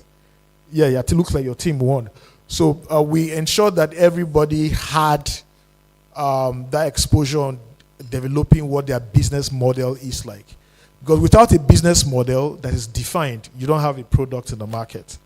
So we did that, and then next, could you go to the next? The next is Nigerian funding ecosystem. So we looked at all the ecosystem where monies are coming in. I'm happy that former DG talked about the demand and the supply side. We looked at the supply, we looked at the demand, where the money is coming from, how to get monies to fund your intellectual property, or how to get money to fund your products. Who are the right? So if the directory gives you like a list of those funding institutions, whether they are VCs, whether they are development finance, whether they are grants and all of that, it gives us that exposure. And then we also looked at key ecosystem institutions, NOTAP, and a lot of other. Yeah, I think I had a conversation with. I had the lecture series with research last 3 weeks. Very interesting organization which I have a lot of respect for. And one of the things that we were trying to do was map the raw materials in Nigeria using artificial intelligence and all of that. And that paper actually opened us up, and I'm hoping that we're able to develop a framework to continue that conversation with the DG. That conversation is ongoing. But why I'm bringing that up is that institutions play a very important role in the development, whether it's whether you're an innovator personally or in terms of framework. And I'm happy that the quality of people working in institutions are people who are actually innovative. They want to grow, they want to get better, and they're getting better in also improving their systems. So we looked at key ecosystem institutions, how they play, who they are, and then the toolkit also looked at Nigerian success stories, right? The real success stories for people who have done research to commercialization and done it in a way that made a lot of sense. So we looked at that. We looked at 3, My Starch, Jobberman, and Primvito. So next, we looked at, the toolkit looked at the typical commercialization timeline for each of the IP classes or categories, and the validation that is required. Next, we looked at the development journey. The toolkit looked at the development journey. Research and analysis, and it's good that, it's important that I say this. We have, we likely will be divided into like 4 or 5 groups after now, and then the draft of the research to commercialization will be given to each group so that you can look at it. In fact, that's the reason why we're here, right? We are here to look at, validate word to word, term to term, terminology to terminology, because after now, it's going to be delivered to the public, and it's the people in the group that would say, yes, we were the part of the guys that validated these toolkits, right? So after now, just important to say that probably after the tea break, we'll be divided into 4 or 5 groups, and then the research, we'll just look at different sites of the research to commercialization toolkit and validate them. So also, next please. So how to use these toolkits. So I kind of listed out, so if you are intellectual property and technology transfer organization, I listed out how this toolkit is important, how it's going to be used. If you're a researcher, I listed out how the toolkit is going to be used to benefit you. If you're an entrepreneur, I listed out how the toolkit is going to be important to you. And then if you're a policymaker, I also listed out how the toolkit is going to be important to you. So basically, basically the journey from lab to market starts from identifying, then protecting. Once you identify, you validate, then you protect. Once you protect, you launch. And once you launch, you try to expand that launch. And then finally, thank you for your audience.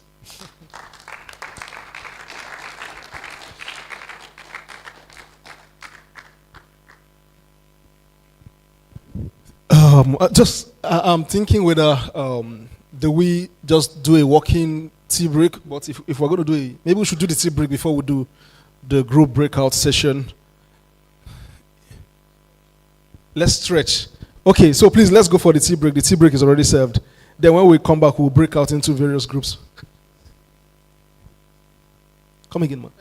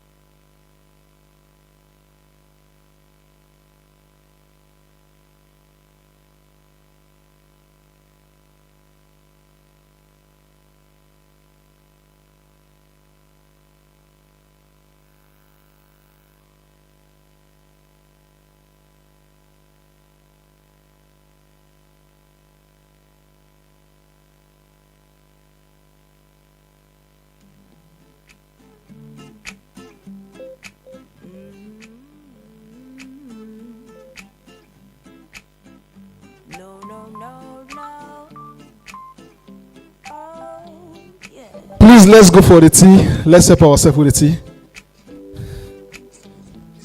I'm in chains, you're in chains too. Our uniforms and you are uniforms too. I'm a prisoner, you're a prisoner too, Mr. Jailer. Oh, I have fears, you have fears too. I'll die, but you said will die too. Life is beautiful, don't you think so too, Mr. Jailer? I'm talking to you, Jailer. Stop calling me a prisoner. Let he who is without sin be the first to cast a stone, Mr. Jailer. Mr. Jailer, man, you suppress all my strategies. You oppress, every part of me. What you don't know, you're a victim too, Mr. Jailer. Oh, you don't care about my point of view. If I die, another will work for you. So you treat me like a modern slave, Mr. Jailer. I'm talking to you, Jailer. Stop calling me a prisoner. Let he who is without sin be the first to cast the stone, Mr. Jailer. Mr. Jailer, man.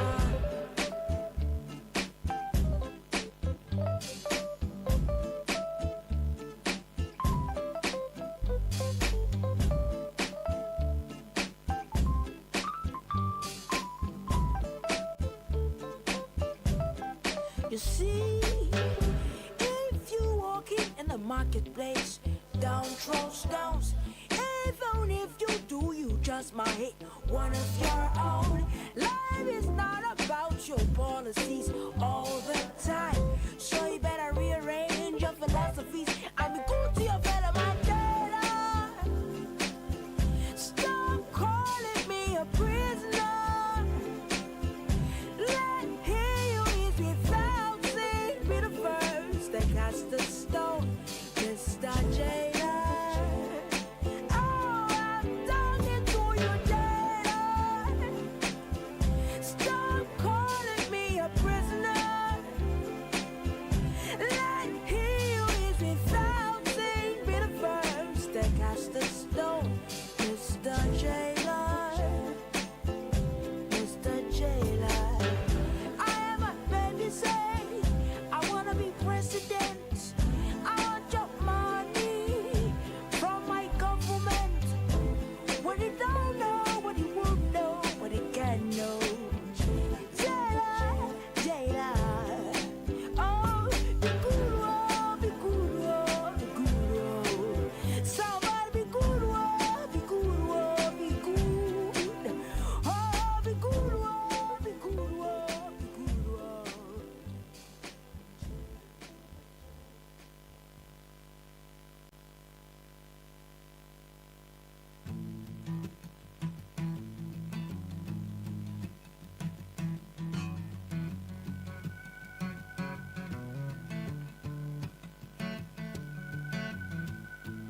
We don't have to go to 360 degrees. Now it's time we go the 180. You don't have to climb the highest mountains, for all you're looking for is within you. Open the eyes of your mind, your ears and mouth, as I sing my song. Open the eyes of your mind, your ears and mouth, as you hear my words. Oh, ba-da-da-ba-ba-da-dee, ba-da-da-ba-ba-da-dee. I'll be waiting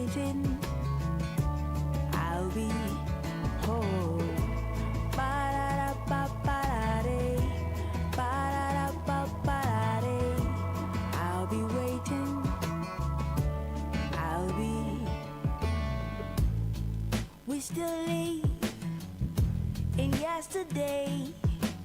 Many today the waste away, but nevertheless it's never late. Oh, see the times have changed.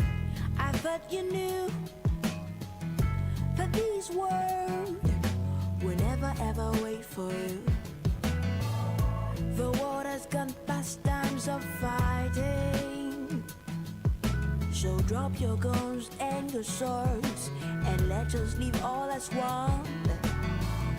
We all need love and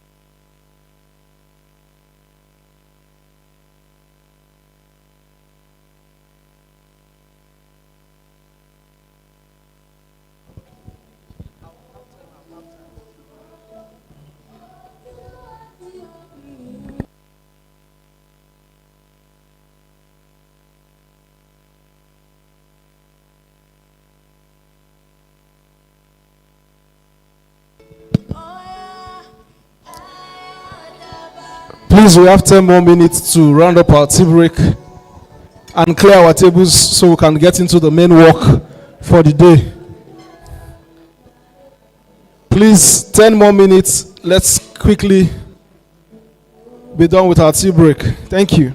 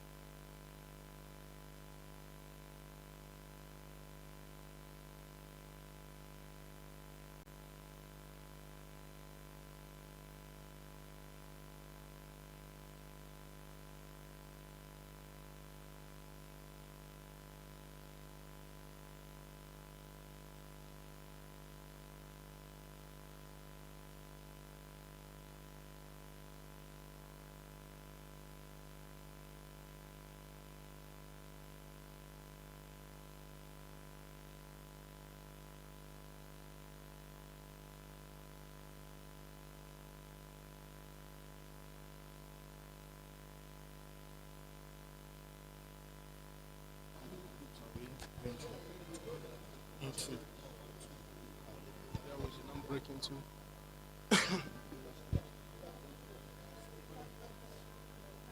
Yes, please, ma'am. Please. Anyone. Anyone, please. Anyone, ma'am, please. I should coordinate the greeting. I think you should go. Yes. Okay, so let's. All right, good morning again. We're here for this moment is a very important moment. This is why we're here. We're going to be validating the toolkits. So we'll be taking numbers and breaking out into 5 groups. And then in the groups, we'll now look at the toolkit in itself and make recommendations. So I would start with 4 groups. 4 groups, please. 4 groups. So you take 1, 2, 3, 4. 1, madam. 2, 3, 4. Ma, 1. Yes, 2, sir. 3. You want 4? Okay, 4. Okay, 3. You are back? Okay. Let me readjust this group. Let's start afresh. Sorry. But you're still going to be 1. You're number 1 always. So 1, 2, madam. 3, 4. You have your 4 now. So, is someone here? Okay, should we bring her in? Oh, okay, my madam. Okay, so 1, 2, 3, 4. You're still your 1, you know? All right, 2, 3, 4. 1, 2, 3. These are our headquarters. 3. So 4. 1, 2, 3, 4. 1, 2, 3. Awesome, sir. 4. This is headquarters things. So I think we're good. Okay.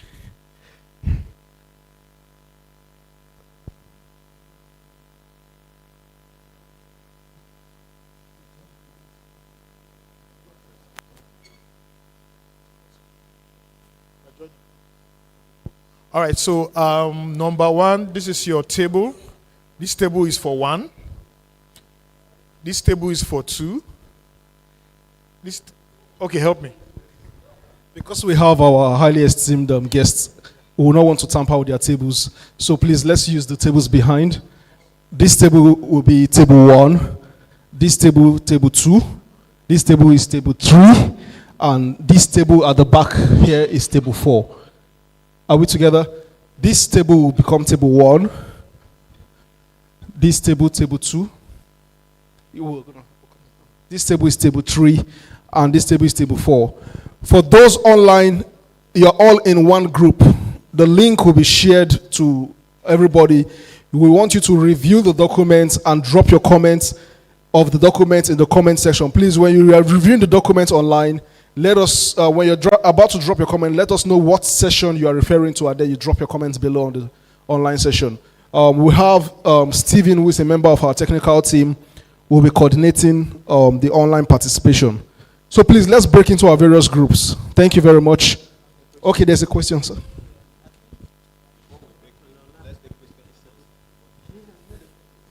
Okay.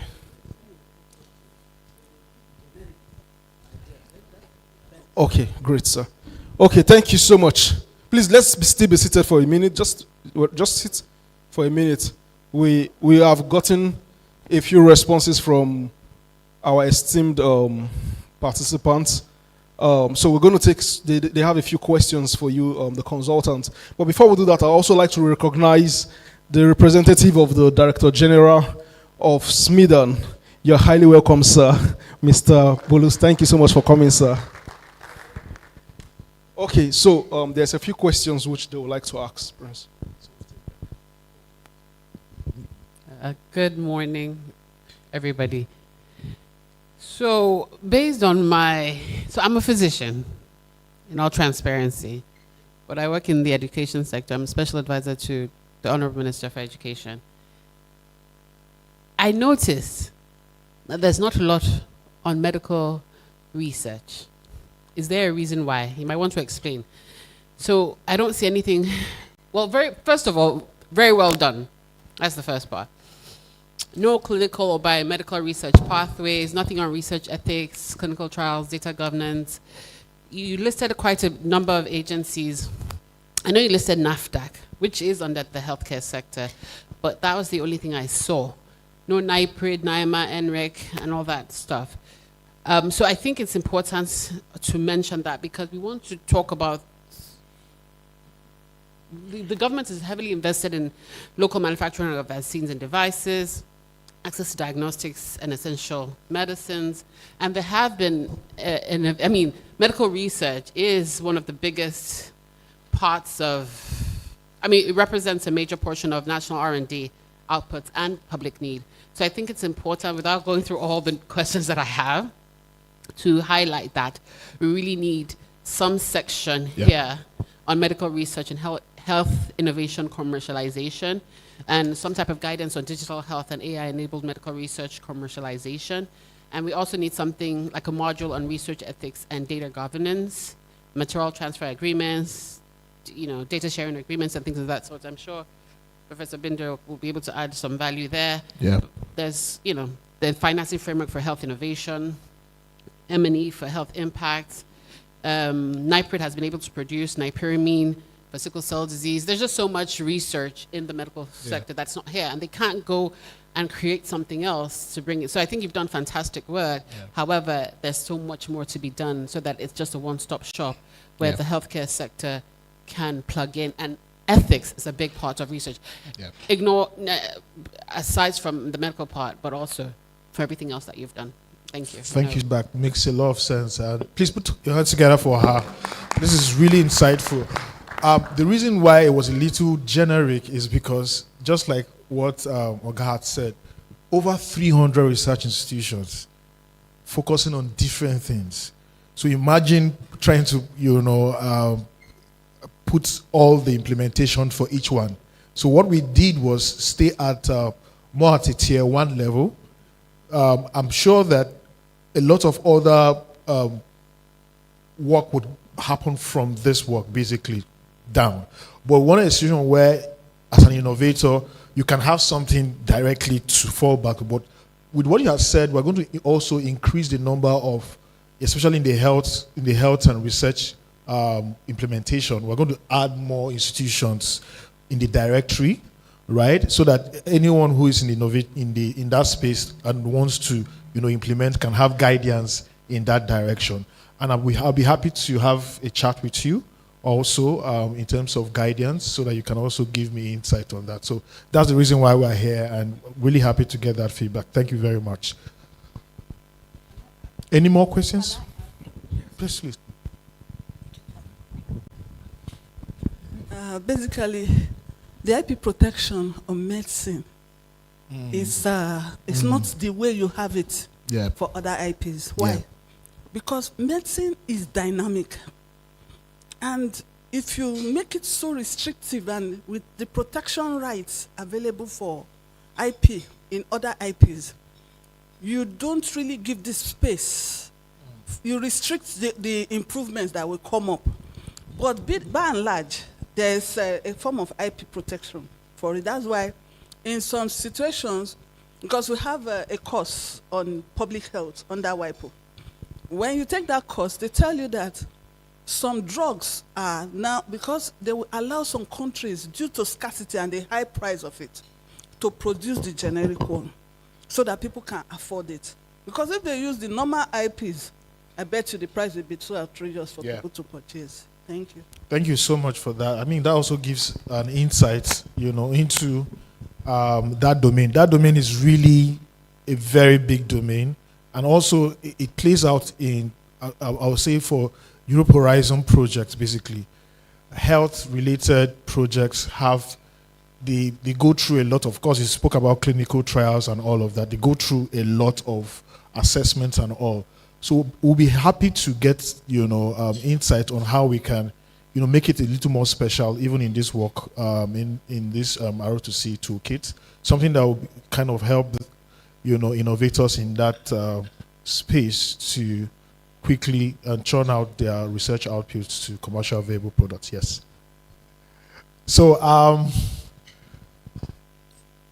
Kingsley, we are guided.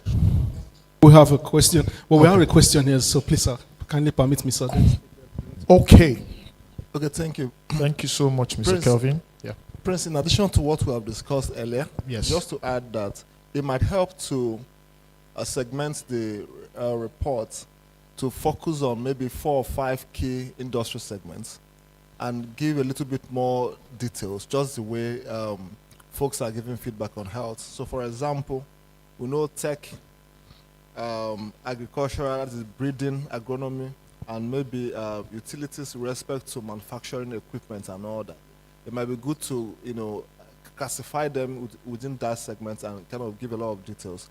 And then just to ask, I know there are certain gaps within our current IP management framework that might come up as recommendations because we don't have an ideal structure at the moment. There are too many gaps that we need to really resolve before Correct. we have a functional system. So I might recommend that in developing the framework, you should kind of point out where the gaps are, and that can become a call to action for policymakers. Thank you. All right. Thank you so much. The gaps, you find that in some of the gaps were actually mentioned, but I am taking the sectorial stuff. I think that it makes sense, but I'm also careful. This is actually a national toolkit. So imagine you take 4 sectors, then every other sector that is not there will kind of, feel sidelined. But again, I'm going to come back to the program manager and IIF to see if it's something that is plausible and what we can work around. Yeah. Thank you. It's Malga. So please, just an overview on this. Thank so you, let's look at that. Yes, I ma'am. find that the information about the universities, Yeah. we need to update because ma'am. it's more than this. Yes, ma'am. Then the arrangement of your table of content, Okay. I'm of the opinion that when you talk of commercialization, it Yes, should ma'am. be after IP. So we need to look at it again because the IP registration is first. If you don't have an IP, what are you commercializing? So let's look at the rearrangement of that. For the table of content. For the table, the arrangement of the chapters. Let That's IP fine. come before commercialization. Okay. Any other one, we'll talk after the group. Let me reserve. That's fine. Thank you. Thank you very much. Well done. I think you've put a lot of effort to produce this. Thank you so much. And I have to congratulate you and your team for coming up with this. Okay. She said, oh, okay, it's computer. I thought they were telling me off. No, please. Anyway, so the first thing is, Yes, sir. you see, toolkits, particularly with young people. Yes. Toolkit is like plug and play. Yes, sir. So it's very practical, you do that. And I think your first chapters has to define this value of death that you mentioned. Yeah, right. The pits are many in Nigeria. First, as we speak, it's not something that comfortably you can say publicly. But Nigeria does not have a very practical industrialization policy on the table. If there were to be a policy to say, no wheelbarrow comes into Nigeria, we know how to do this now. Are you with me? And with you, sir. All these spanners and screwdrivers and so, we know what to do now. So you have already the industrialization policy creates the hunger for commercialization. Yeah, right. So that the makers and the forgers and whatever are ready. That's number one. Yes, sir. In defining the value of death. Yes. Number two, I think you've mentioned a bit on the funding, right? I think as we discuss, and everybody should attempt to contribute on this, the broad funding bandwidth has to all be clearly defined so that the toolkit guides people where to go to. For example, there are no commercial banks. Yeah. Commercial banks, again, is that policy must guide such funding channels to make resources available. You cannot have banks declaring billions and billions of naira profit for them not to be contributing in the commercialization process. It's a country's decision. Yeah. If the country opens itself up to everything just coming and you are just concentrating on the development banks and so on, it won't work. You're right. So it's a country's decision. So that's why policy is very important. Number three, your examples. Yes, fintechs and all these ICT based in Nigeria is very vibrant. But ICT things is not hands-on kind of industry. It's not a manufacturing thing. It is a service-oriented thing. You need people to be hammering, cutting, planing, doing things. That is where the jobs are. We cannot be doing things and importing all that. I was Director General of NOTAB, and these people care, they will tell you. The capital flight out of this country based on our consumption of even technologies that we can make, are you with me? Yes, or sir. available, is huge. But there is no regulatory, enforced regulatory to say that, no, company A, you are fortifying your products based on this technology. And the capital flight out of this country, because NOTAB can tell you, is this much. This has to stop. No more dollar coming out. It's not discouraging industry. It is a country's position, policy-wise, to develop. And then finally, I want to encourage you. You can talk to the High Chief here. Yes, sir. There is a company called, is it Bioorganics now, or some micronutrients or whatever? It's a very good example. This is the inventor. He has a patent. He has worked globally in companies that are doing this fortification and so on. He is in Nigeria. He is producing these micronutrients and so on and so forth. But actually, he is strangulated totally. The technology is there. Yeah. It's protected. The market is huge, but he is suffering. Yeah. Are you with me? Yes, because of this commercialization change. Sure. And because nobody, we've been everywhere with him to get help. Look, we have even sat down with a president. Wow. Directly like this to say, sir, this guy needs encouragement. The comment we got from a minister of finance is, you are private sector now, you should struggle with others. But you cannot put him to struggle with others who have stable technology flow, stable funding, stable expertise, and so on and so forth. And therefore, Nigeria loses out because the technology is available and we are not ready policy-wise and support-wise. So I think these are areas that, but conclusively, define that value of death. Yes. Break it up so that a young person understands, as he tries to do this, he will face funding challenges. True. As he tries to do this, he will face faking and people who are wasting his time. He will face IP management challenge. Once he understands that, then your toolkit will start flowing. So if he hits the wall, he will say, the toolkit has already warned me that I will face this. But certainly in your toolkit, you will say, if you face financial challenges, this is how you will solve it. Yeah. If you face intellectual property challenge, these are the institutions that you can go to, so that the loop is complete as a toolkit. Thank you. Thank you so much. I think it's very insightful. Very insightful. And the feedbacks are really important and really, so the value of debt, it was mentioned actually, but it wasn't elaborated. I'm happy that you're bringing that up. So most likely we're going to elaborate on that and bring that into, and every other feedback I'll probably meet you so that we can, you can give me insight. The truth is that you have a lot of experts here in your domain.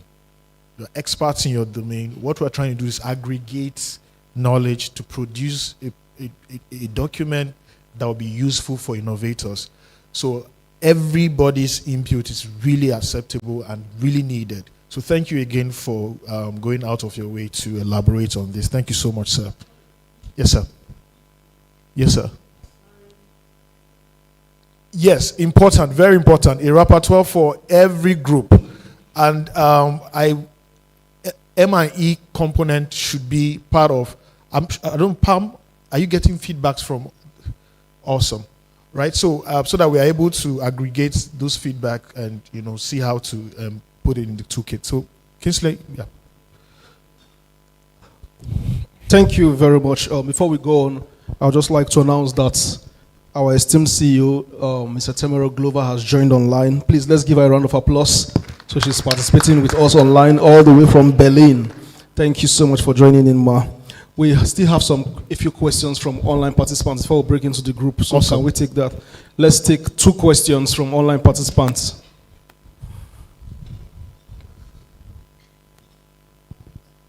Can they speak?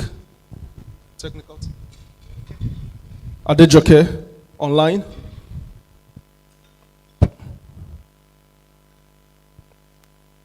Ms. Adejoke, you have a question. Go ahead and speak, please.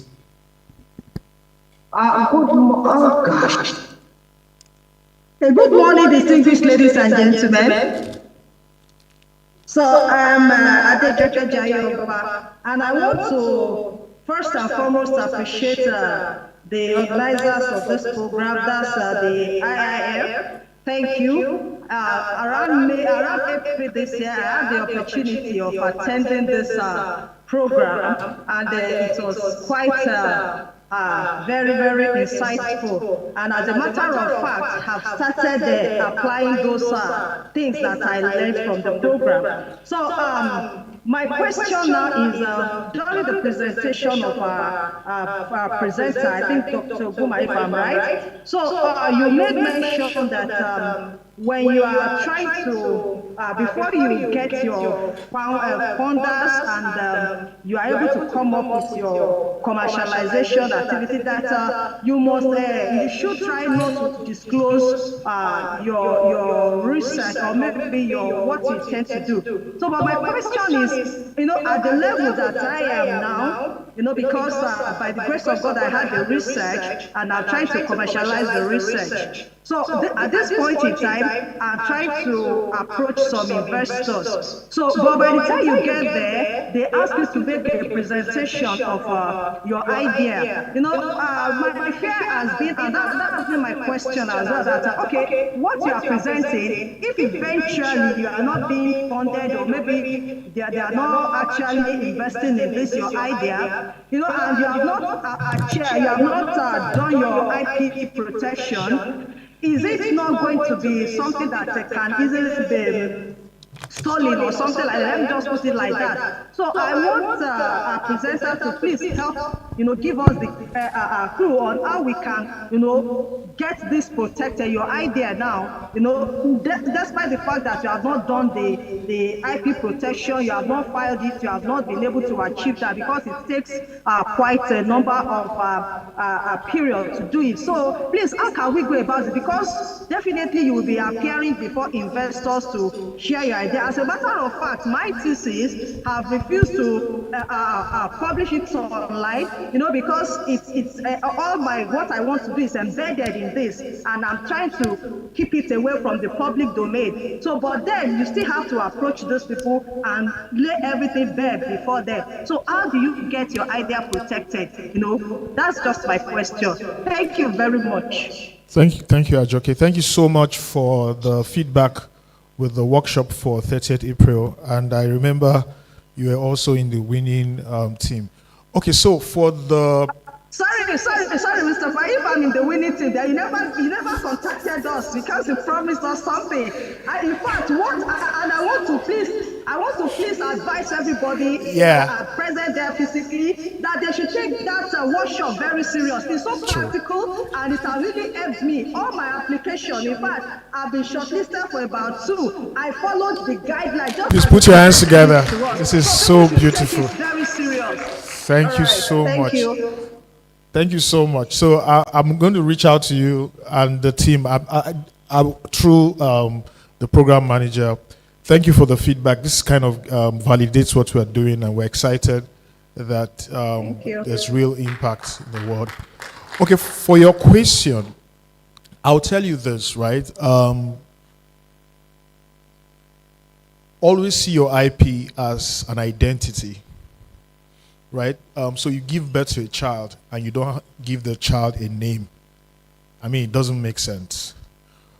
So before you do anything, try to protect your IP.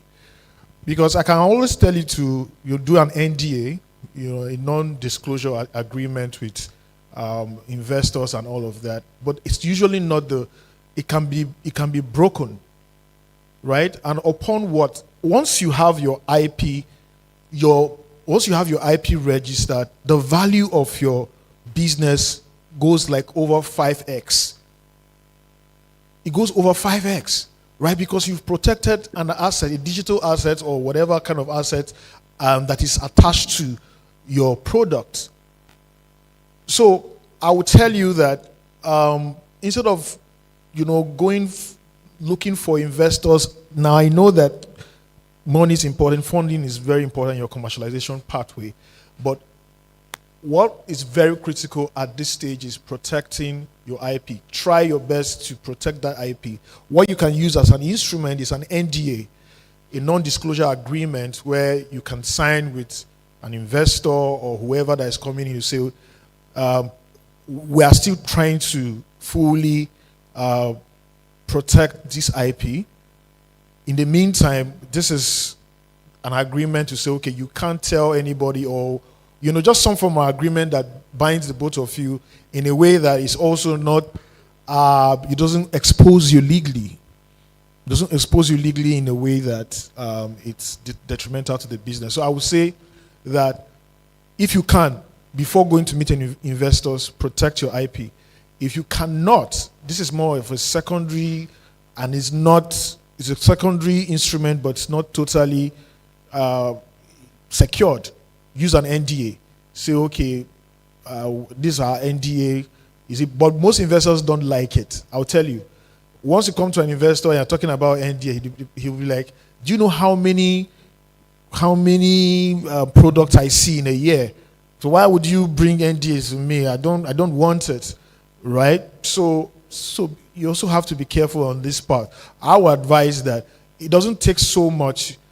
You can do in 6 months. In 6 months, you can get your IP registered. Yeah, max 1 year. So after that time, you have amassed enough time and money.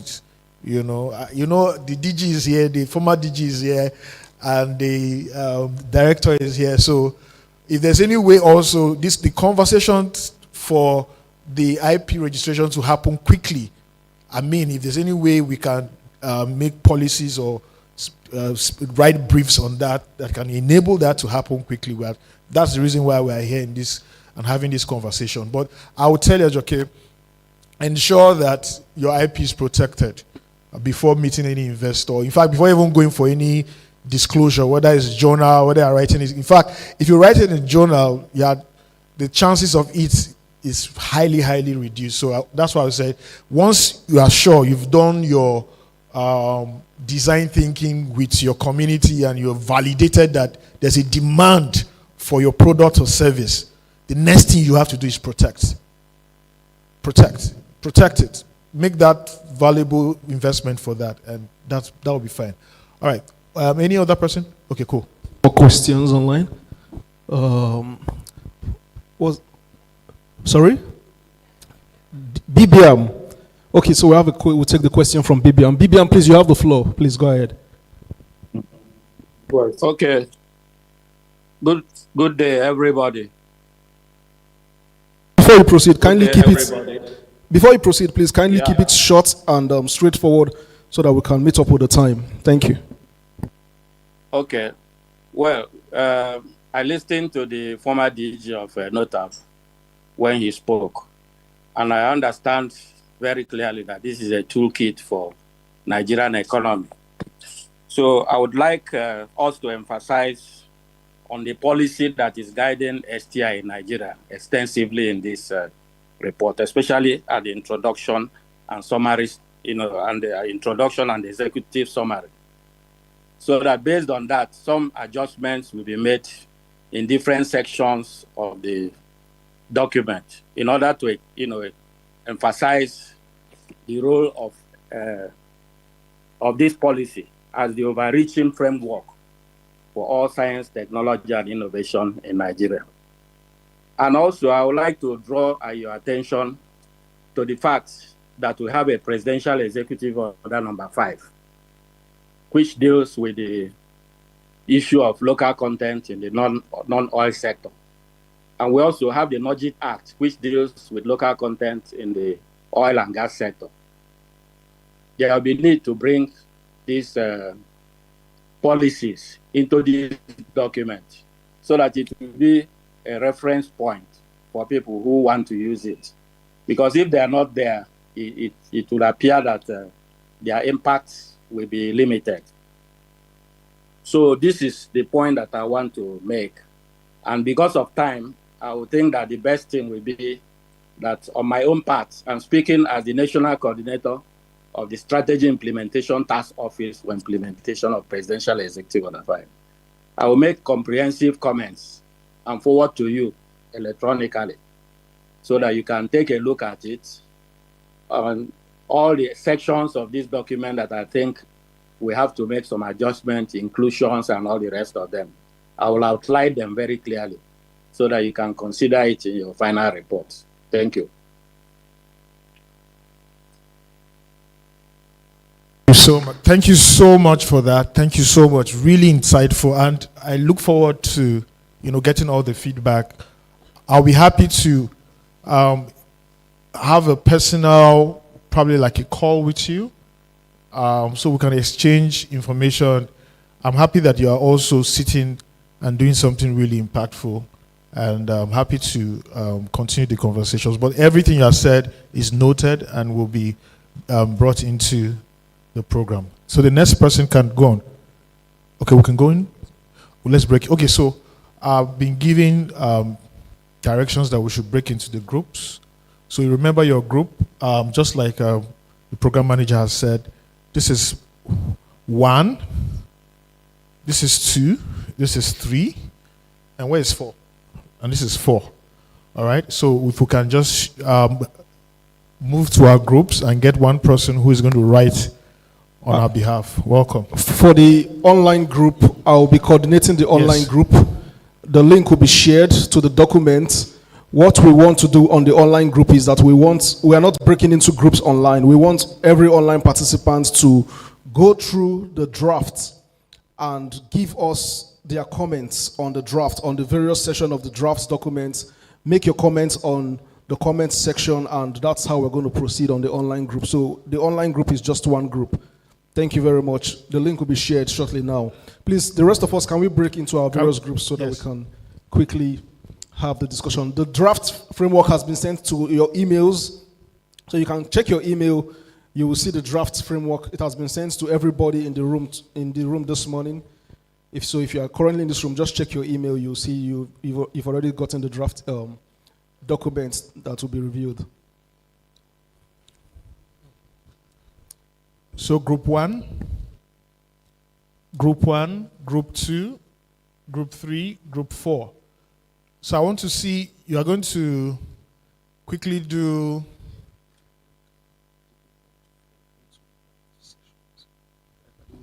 the review. All right, so the idea is that for each group, you are going to review, and then the secretariat in that group would write out the things that you had reviewed, and then you're going to get a leader who is going to present. The presentation, everybody will come to the group, come to the stage and you make your presentation, right? Everybody will come to the stage and you make your presentation, and then I'll take pictures with you, right? So that it's well done, sir. Thank you, sir. Well done, sir. So 1, 2, 3, 4.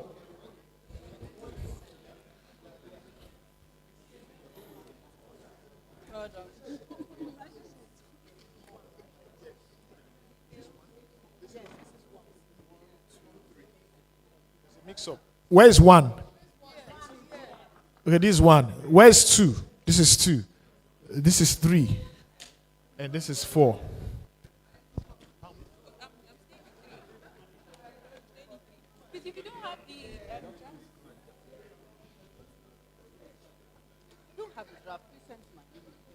Okay, I think they will send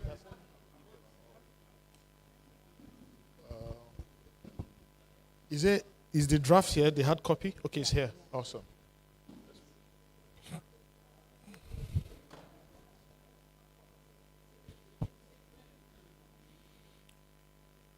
Awesome. Kisley, how much time do we have? 1 hour 30 minutes to we really want all the best inputs we can get into this framework. We have scribes assigned to each group. So the scribes are going to be taking the notes. So can I have your attention, please? All right, so we have 1 hour. We have 1 hour for this. And then, just to reiterate, every group is going to make their presentation. Everybody is going to be everybody in that group will be on stage to make the presentation. And then we are able to itemize. So, however, also have a timekeeper. Have a timekeeper in each group that will be managing your time. So the strategy is you're looking at the full document and say, I wanted us to do section by section, but again, some people will want to be in a particular session, so it's just good that everybody runs through it quickly, right? What you might want to do is have somebody who can read it out, and if there's any challenge in any way, you can just bring that up and begin to talk about it. So good luck. Thank you so much for your service.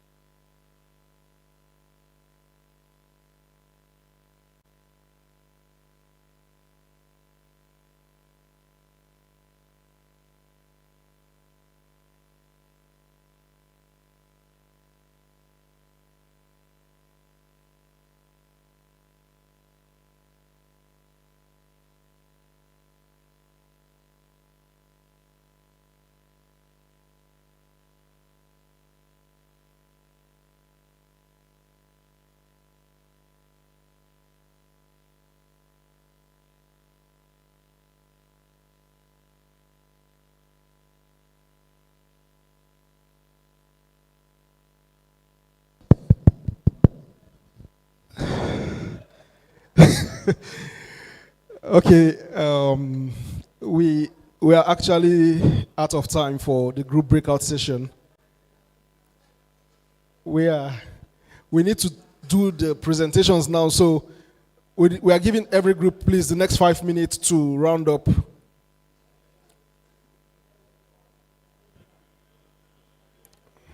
So that we can move into the group presentation. But this has been very, very insightful and very, very rich. In fact, the online group has made a lot of input into the documents.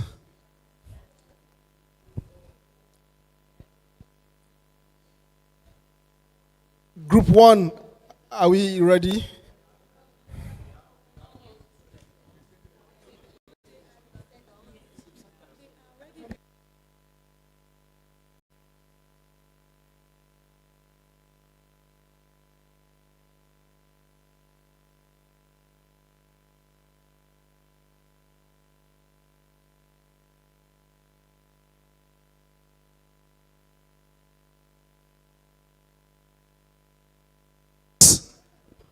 We can round up, please. If there's any additional inputs, please, we have my email, we have the consultant's email. It can always be sent. Group 1, please, we are waiting for your presentation.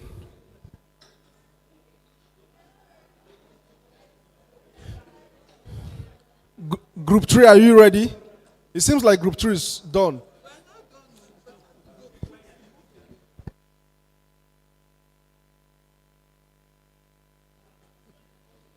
Because we have the online group waiting as well, so we want to carry everybody along at the same time.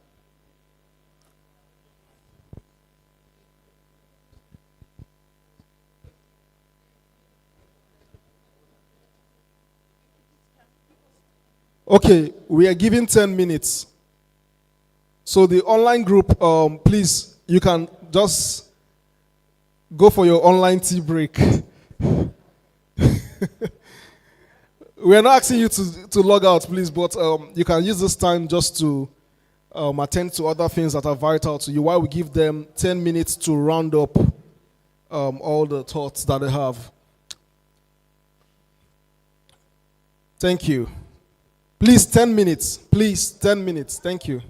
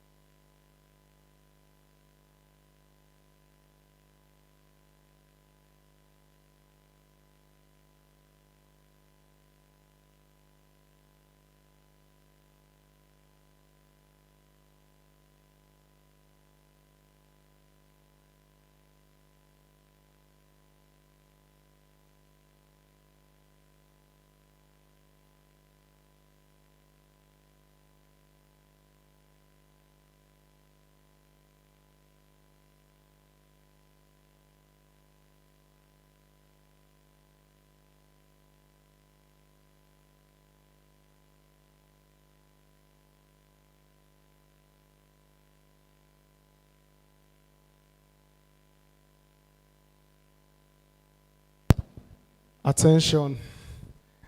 Group 1, please. We are waiting for you.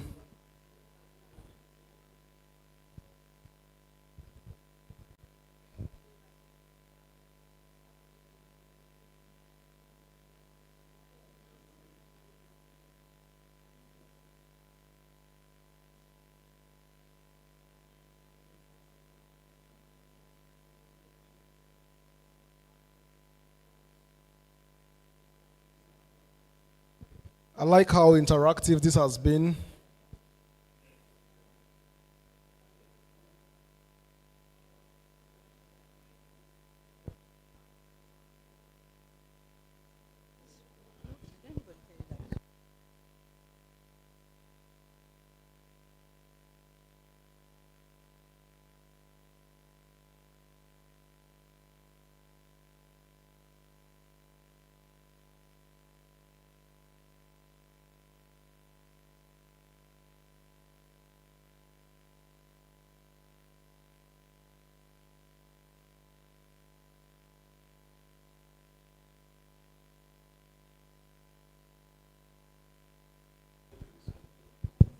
All right, group 1 is ready. So can we begin to wind down? Can we begin to wind? It wouldn't be nice if group 1 is presenting and we have. So what you might want to do is get a leader who is going to present for you, articulate everything that you're going to do. I wish you could have a paper because you're going to give it to me as a gift. You know, it's a gift. Awesome. So, awesome. So, ladies and gentlemen, put your hands together for group 1 as they come on stage to make the presentation. Everyone in group 1, please come up stage.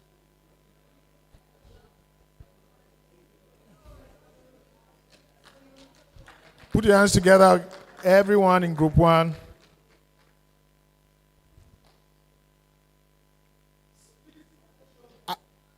Are you just 2? Please come up stage.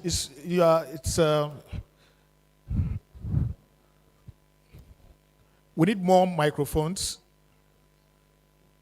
Okay, how this is going to go is, hello, please, can we all be seated now, please? When they present, members of the audience will ask questions and validate whatever they are saying as well. So that way it keeps it, the ideas very fresh. And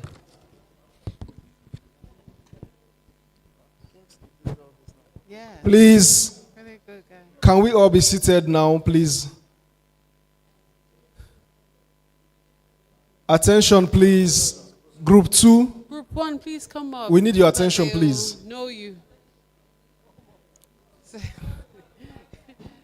So I'm going to we're going to just announce, this is group 1, and then we're going to go over who we Group are. 1, please. Sorry.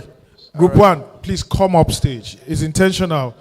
Because at the end of the day, we're going to all take picture before the question starts. It's important.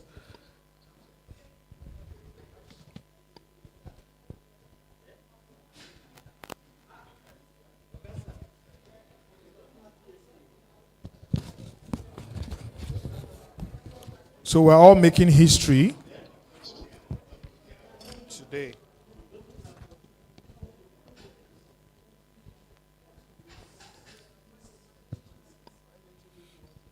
Awesome.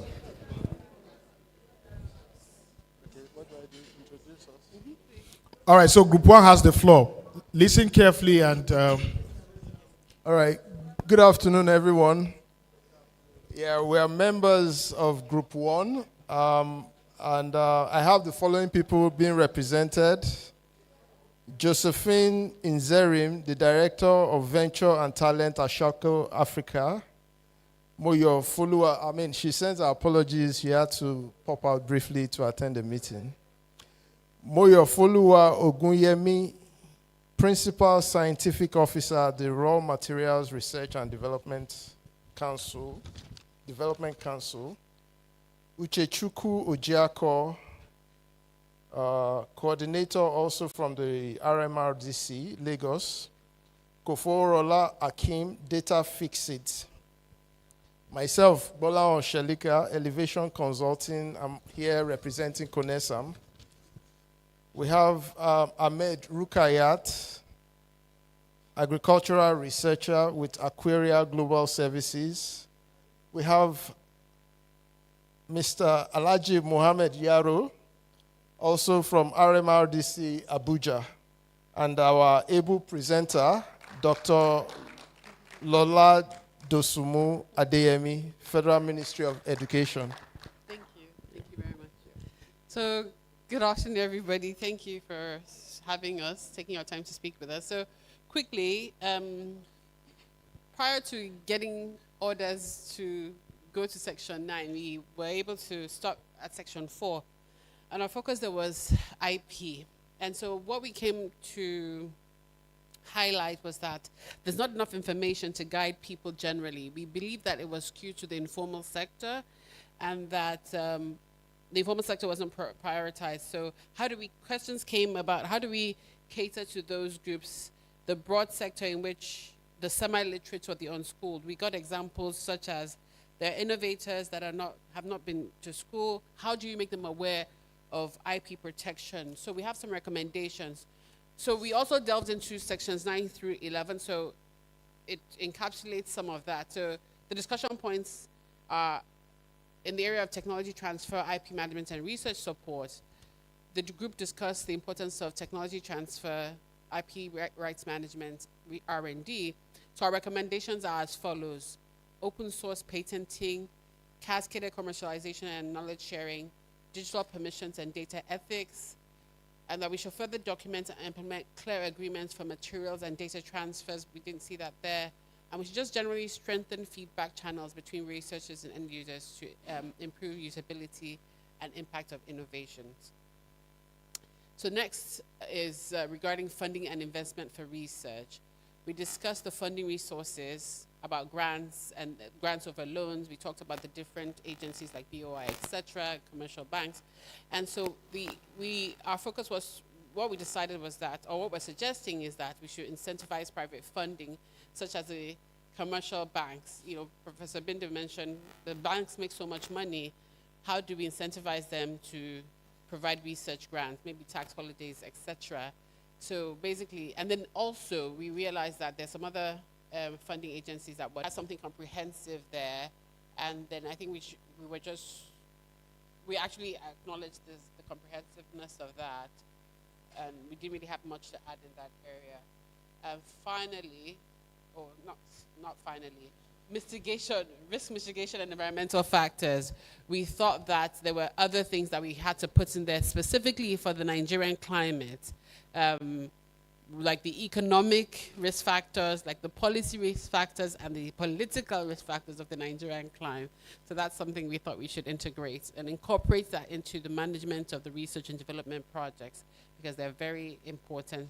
And then finally, the case studies. We appreciate the case studies that you put there, but there are some very important case studies that have international acclaim, such as the one I mentioned earlier, like NIPRID, where there's management of sickle cell disease. There's some medicine, there's some amazing research that has been done in that agency for the treatment of management of sickle cell disease, which is an extremely devastating disease. So I think that's an important case study that we should bring to your attention to include for ourselves, but for the international community. Thank you. Anything else?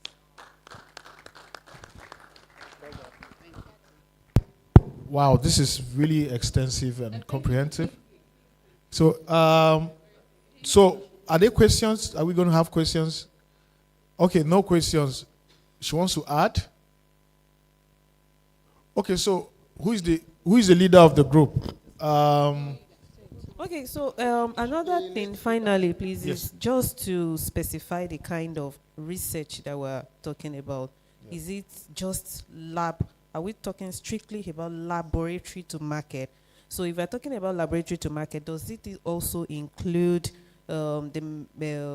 medical research you was talking about? Or so how do we include the villagers that have innovative ideas? Are they also Yeah, included? they are. When we say lab, actually, anything research and all of that covers that space. Yeah.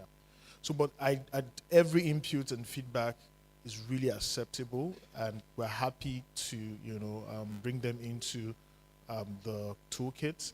So I want to shake everyone and then take pictures to remember this day.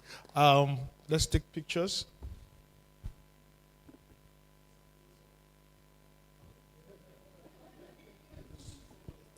Yes, the CEO and the program manager should join us, please.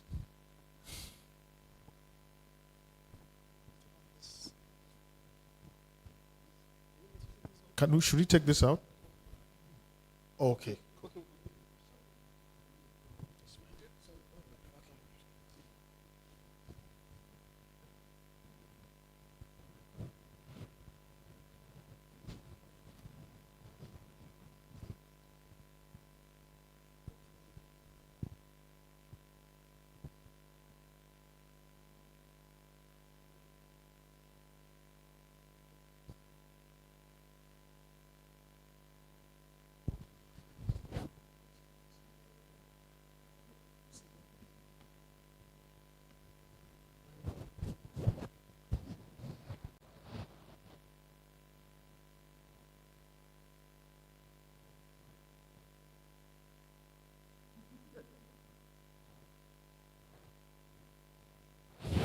All right, great. Thank you so much. Thank you so much, sir. Yeah, the next group should come in. No questions. No questions. Please put your hands together for them. Was a very in-depth. Group 2, what session did you handle? 7 and 8. I'm looking forward to that.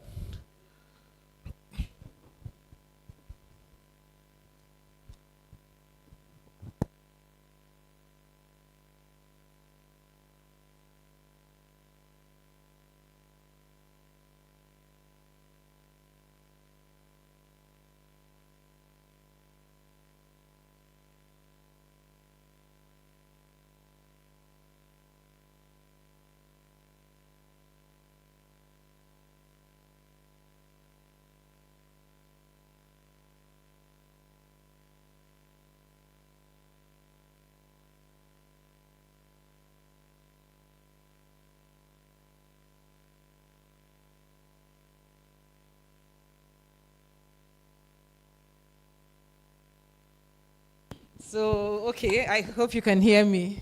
Okay, so these are group 2 members. We had a very lively table, very lively discussions. I will just call out our names. Olajide Alamu, Oluwadare Caleb, Dr. Akolade Oladipupo, myself, Dr. Charlotte Ndiribe, Dr. Bukola Amao Taiwo, Dr. Aisha Ime James, Dr. Bumi Kole Dawudu, and then Temitope Fatokun. So we were on chapter 7 and 8, and that had to do with funding, and then also corporate organizations, PPP, public and private partnerships, investment readiness, yes. So we discussed, and then we also brought about solutions. A general thing that we started by asking was, are we really interested in engaging researchers? Because we talked about, that is about investment readiness.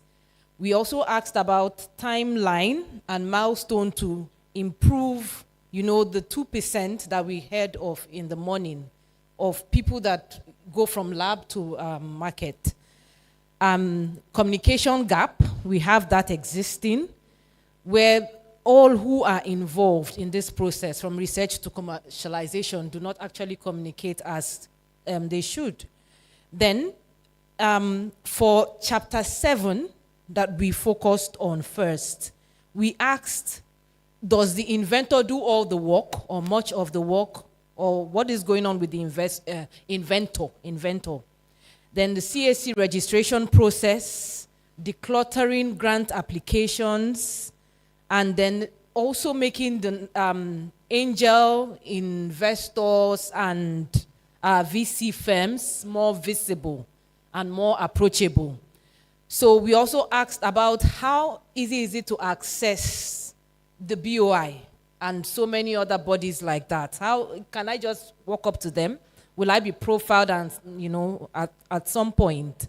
So the solutions, we talked about a framework to route all innovations through a research management body manned by the government.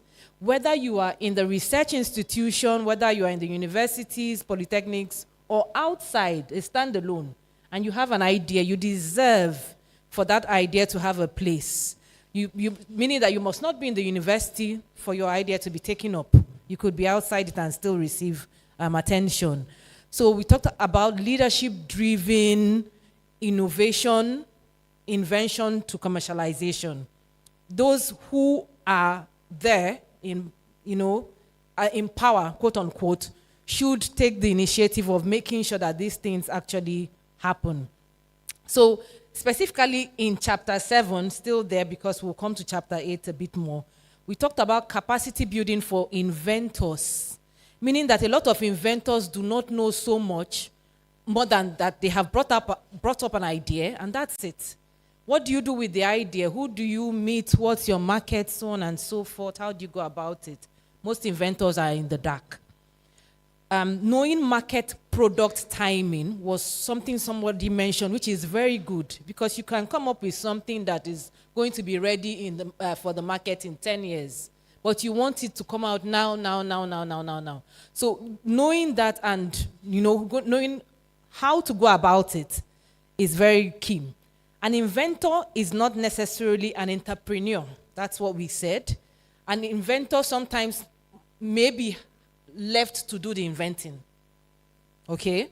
Team development with a financial advisor on that team is important, meaning that if you're an inventor or innovator, you should strive to have a team. It's not good to work in silos or be an island to yourself. The earlier you have a team, the better for you. And somebody who has an idea of finance should be on that team. So added to business plan, that is the business model canvas, there should be a growth plan, which is very good idea that was suggested on the table. People hardly even have the business model canvas. How much more a growth plan? So we should think in that direction as well. We should highlight the value proposition in the BMC. When I say BMC, I mean the business model canvas. Early on, let it be very visible. That's the value proposition of that particular product or invention. So also skills impartation to the inventor. On the table, we talked about somebody having an invention and just complaining of funds, but does not have the skills, to even negotiate, and so on and so forth. So inventors, innovators, they should have access to skills acquisition, in the commercial space, at least if nothing else, to know what is going on. Then the document, we suggested that the document should expand the list of funders, available funders that are out there. I think in that document, we have a few contained already with even amounts, but proper research should be done to expand on that. The document should be a guiding policy that we suggested. It should be a guiding policy due for review, maybe every 3 to 5 years, because of how dynamic the times, our markets, our people, our businesses, and so on. Thus, we suggest that we make it a living document where people can comment on and, get a lot of views out there. So pitching properly, I just come back again to the innovator or the inventor. An inventor should know how to pitch properly, because someone mentioned, if I have 2 minutes on an elevator with a VC, how do I sell myself in that 2 minutes in that elevator and make an impression? So pitching is what a lot of inventors are yet to learn. Then sector-based support. We should not always, because we're an AI age and technology-driven age, everything should not be, okay, let us focus on those who are in that space. So what of the person who is really doing small scale business, like frying local things and so on? So there should be more, tailored support to such people who are really not using technology at the moment. So there was also the idea that investors fund pre-revenue, meaning, have you started making money in that business so that they know that you already have a market and then they are interested in that? What that is saying, a bit away from lab to market, is that more and more often inventors, innovators, researchers should think of, if it is possible, from team development, there should be a little market, at least a track record, okay, to show that they are ready for the very big market and funding. So just chapter 8, very quickly, we didn't do much because of time on that. But what we were asking, are CSRs still effective, or are they highly politicized? We used to hear a lot about CSRs from different organizations, but I think that is becoming faint in the public domain. How many successful PPPs do we know, see, or benefit from? Okay? The PPPs are there, but where are they really? So we were thinking that financial institutions that look into all PPs should exist, beyond that which already exists from the government. Then lastly, introduction of initiatives under PPPs should, be encouraged. Why not? Why shouldn't there be new initiatives under PPPs? So just generally, there were numbers in the document that were not linked to a bibliography at the back. Somebody was asking, why do you have 24? Why do you have 19 in bracket, and so on and so forth, if you know what I mean. So, yes, I think linking those numbers to a bibliography at the back. Yeah, for the referencing were not part of this draft. Right, I see. But we have a full comprehensive referencing that indexed the numbers to it's well done. Okay, so yes. that's just it for us. Thank you very much. Put your hands together for them. I don't know if any group yes, wants please. to say something, so I would pass the mic. Thank you, Dr. Charlotte. I think that was comprehensive. I think another thing we noted on our group was, like, for the whole document, there should be a glossary section where you have like definition of terms, definition of key terms. Then another thing is, for the digital version, you should hyperlink sections. So for instance, under the list of grant funding, like the agencies that provide grants, there should be an exhaustive list, maybe as an appendix. So you have an hyperlink that someone can click and it shows that. Yes, it's in the referencing. Also done well in the referencing. All right. Any other feedback? Finally, I just think that in the PPP, right, we should also suggest development at the end of the PPP so that there's sustainability. It's not just PPP on paper or on radio or TV. There should be some sort of course, this is also research, with development as well at the end. Thank you. Wow. Put your hands together for them. This is beautiful. Thank you so much. COO and program manager, please join us as we receive the feedback officially.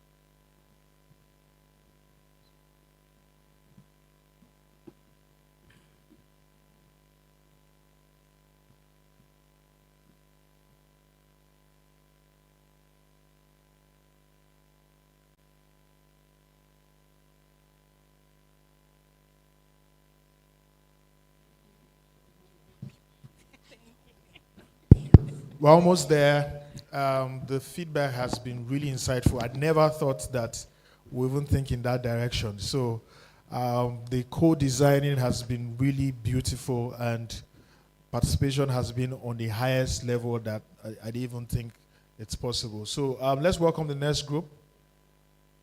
Put your hands together for them. Group 3. Group 3. These are a group of consultants. When you have a group of consultants, you are in trouble.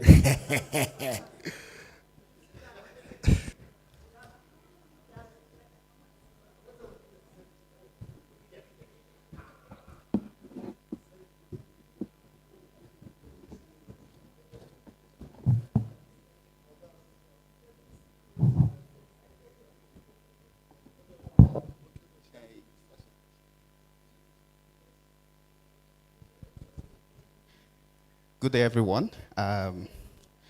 So this is group 3. We had a very exciting and engaging conversation. We worked on chapter 1, 2, 3.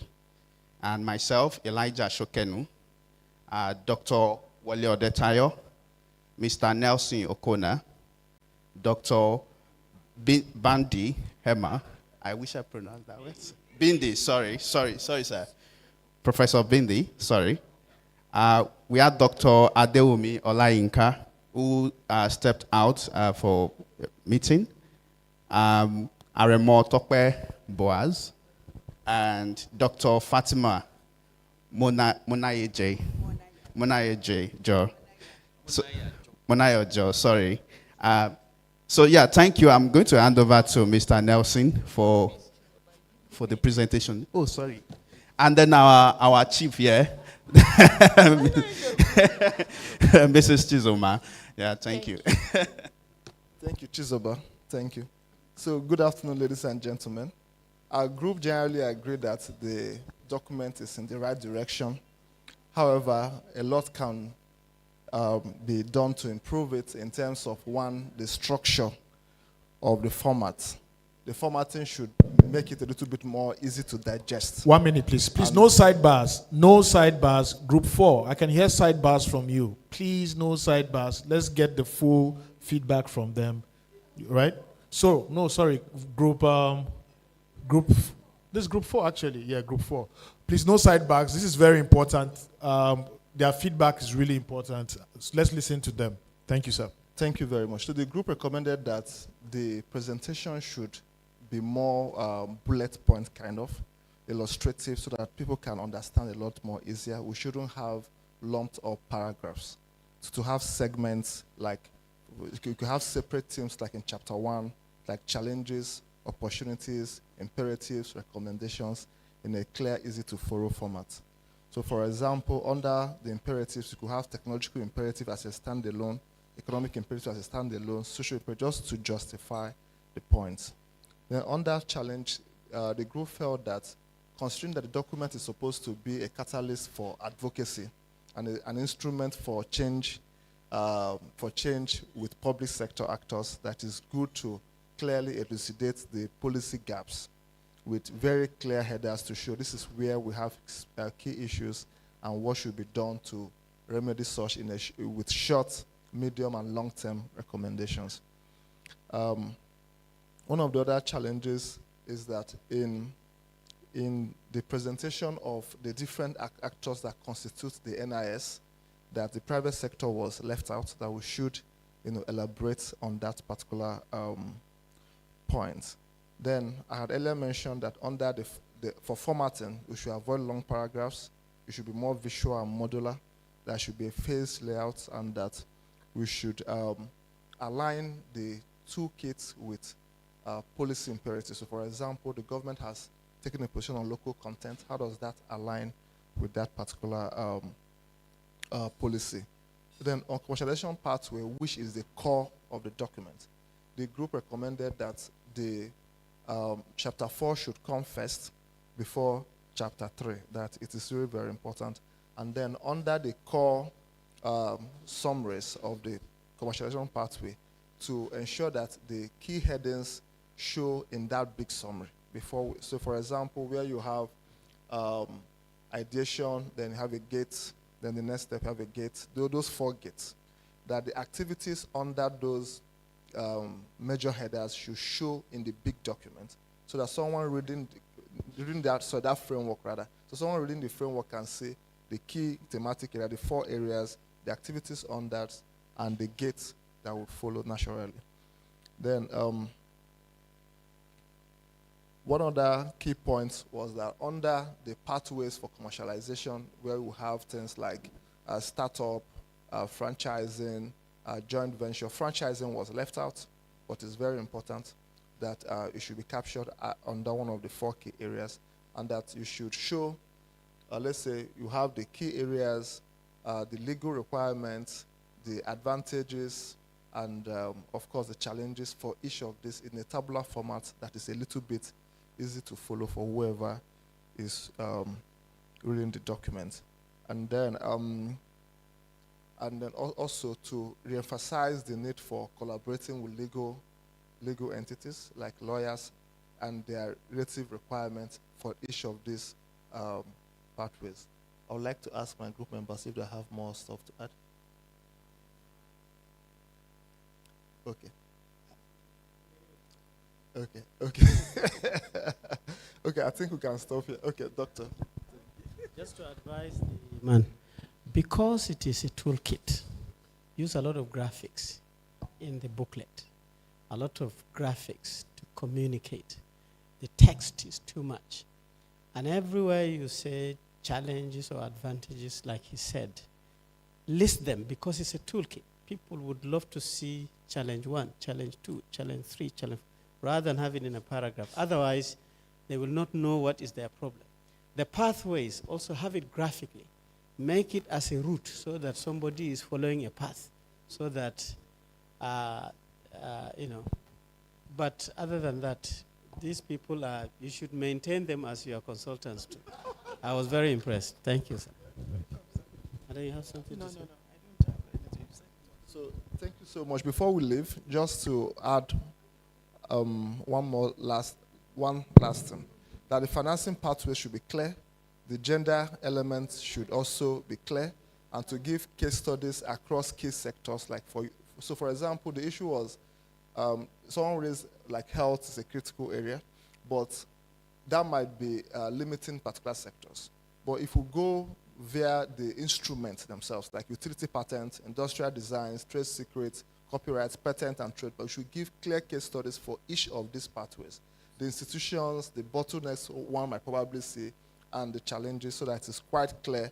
And then also, forgot to mention earlier, a big focus on caution, that beyond the to-do, that it's quite needful to present the cultural milieu that should guide this document.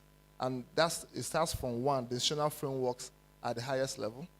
For example, what is the government's body language, with respect to this topic? And then, of course, not just the government, even at the institutional level, like the universities, what's the structure? So, for example, a case study was given that we have more than 100 technology transfer offices, but less than 10% or 5%, and being conservative, is functional. Why? So that we could speak to that. And then the group also recommended that beyond this document, that we have to move beyond documentation to actually prove that it can work. So we're recommending a second convening where we can identify institutions across the country, particularly the one that was earlier mentioned. Thankfully, somebody in our group has written a book on that subject of the NIPRID case study.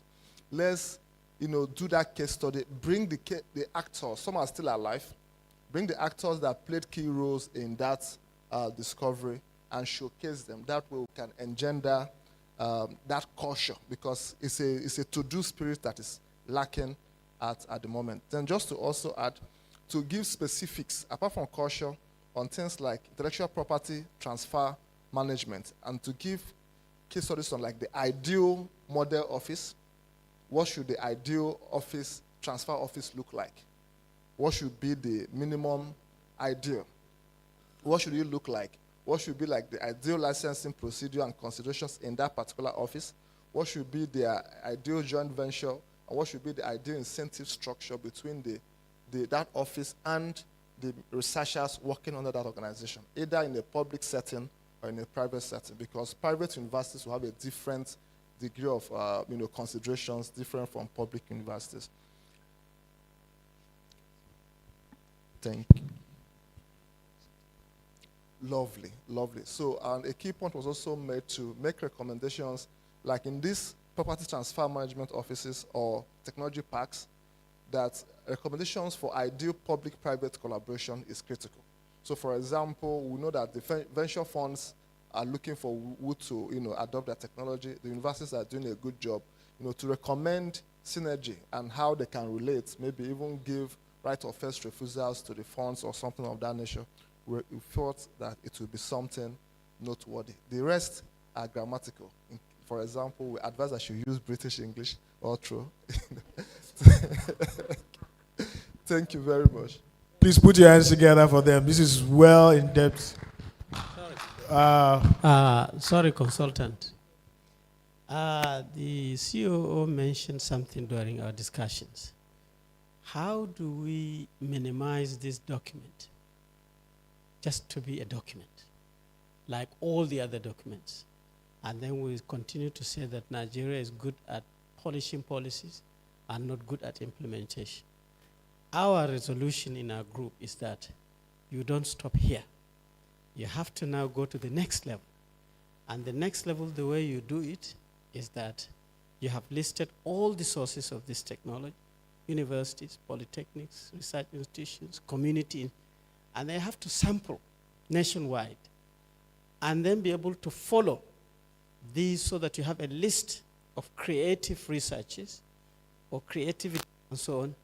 And then the toolkit now becomes in the middle, and then you follow it. Then maybe we will come back here again and discuss. There's a list. All the people who have generated it will be here too, so you'll have a bigger gathering. Give each one of them 5 minutes to tell you exactly here, telling everybody that we did this with this intention, it died, or now we're talking. So at the end of the day, you have to also model the platform for implementing this document.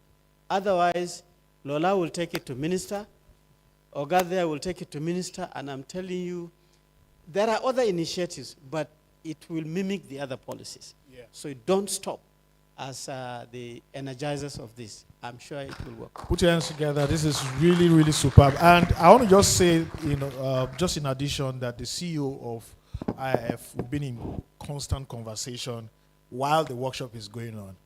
And, something she said that stood out, she said a lot of the members of RICC are here. And it's also important that we bring it up. How can these toolkits be adopted in the framework of what RICC is doing and all of that? So it shows someone who's really compassionate about ensuring that this is not just a document in the shelf, it's a living document and the implementation. But so I'll throwing the question again back to the RICC members, Lola, you're smiling, and every other person here.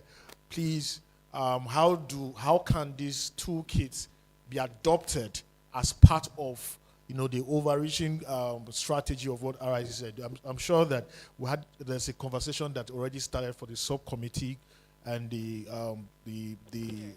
already started, and we're giving feedback, and we're giving some feedback around ROTC. So the RICC members in the meeting in this place, please come together.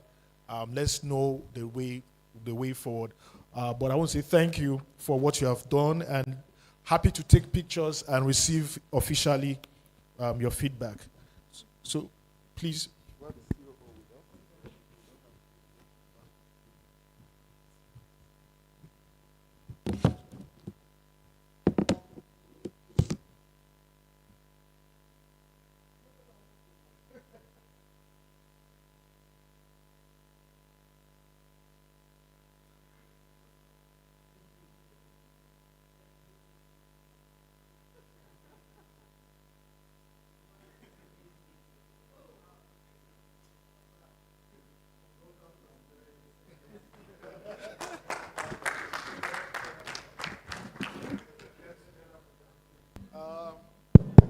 All right, this is so impressive. The feedback has been quite insightful.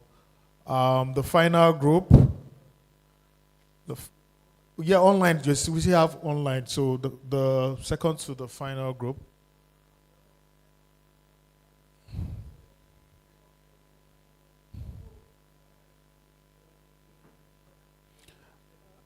And this is the group for the NOTAP, the IP group. Looking forward to the feedback from this group.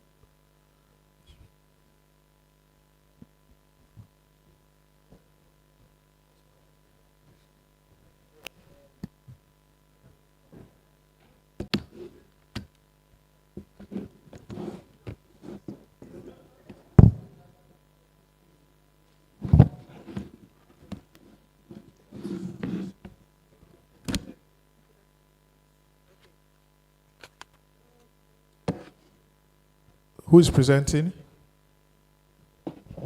We have presenters. Okay, good afternoon, everyone. So,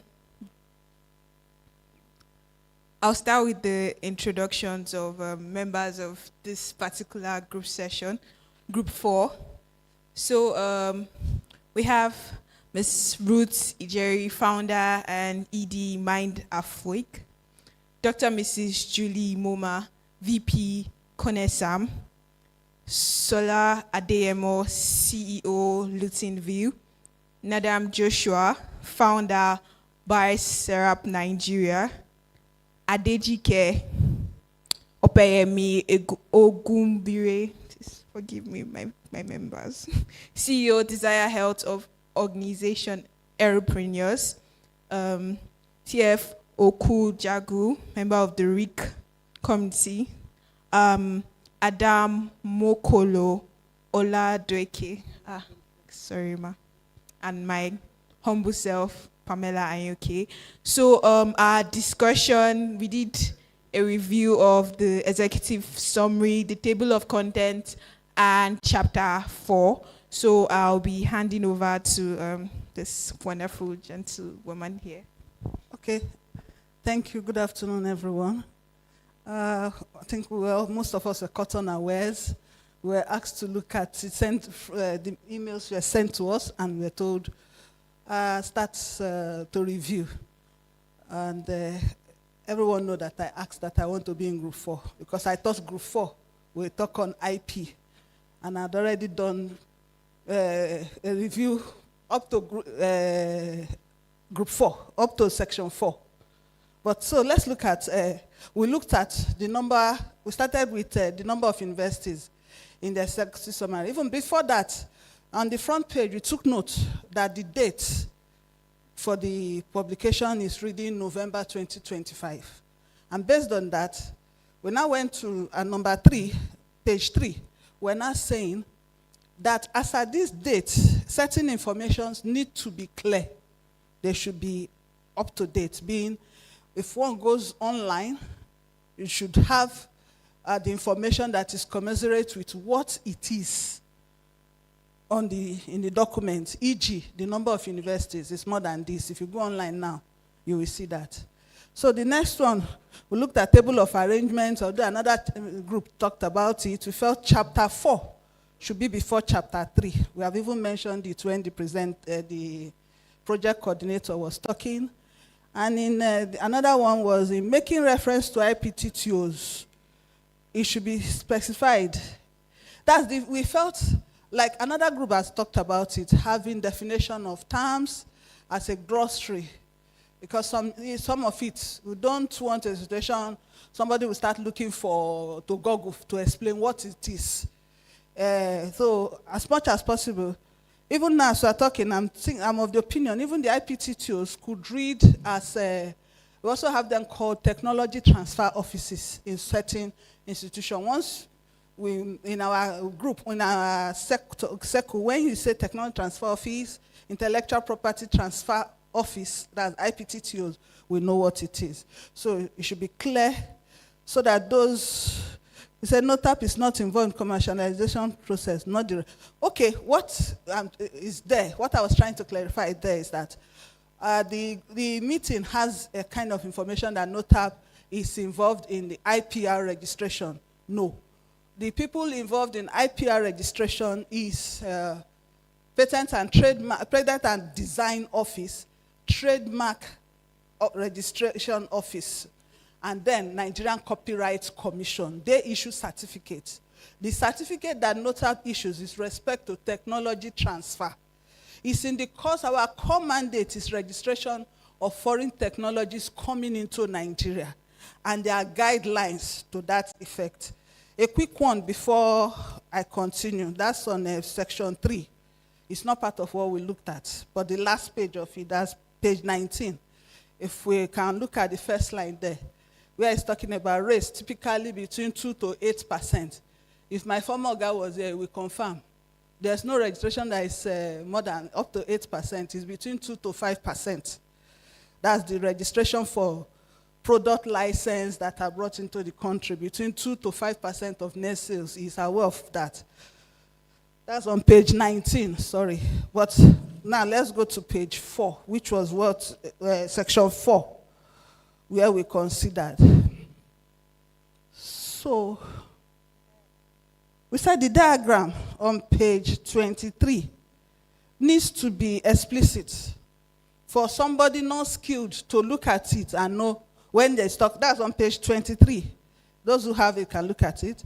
If it's to talk about, yes, the diagram is a guide, but should be clear that this is patent, this is trademark, this is copyright, and this is industrial design.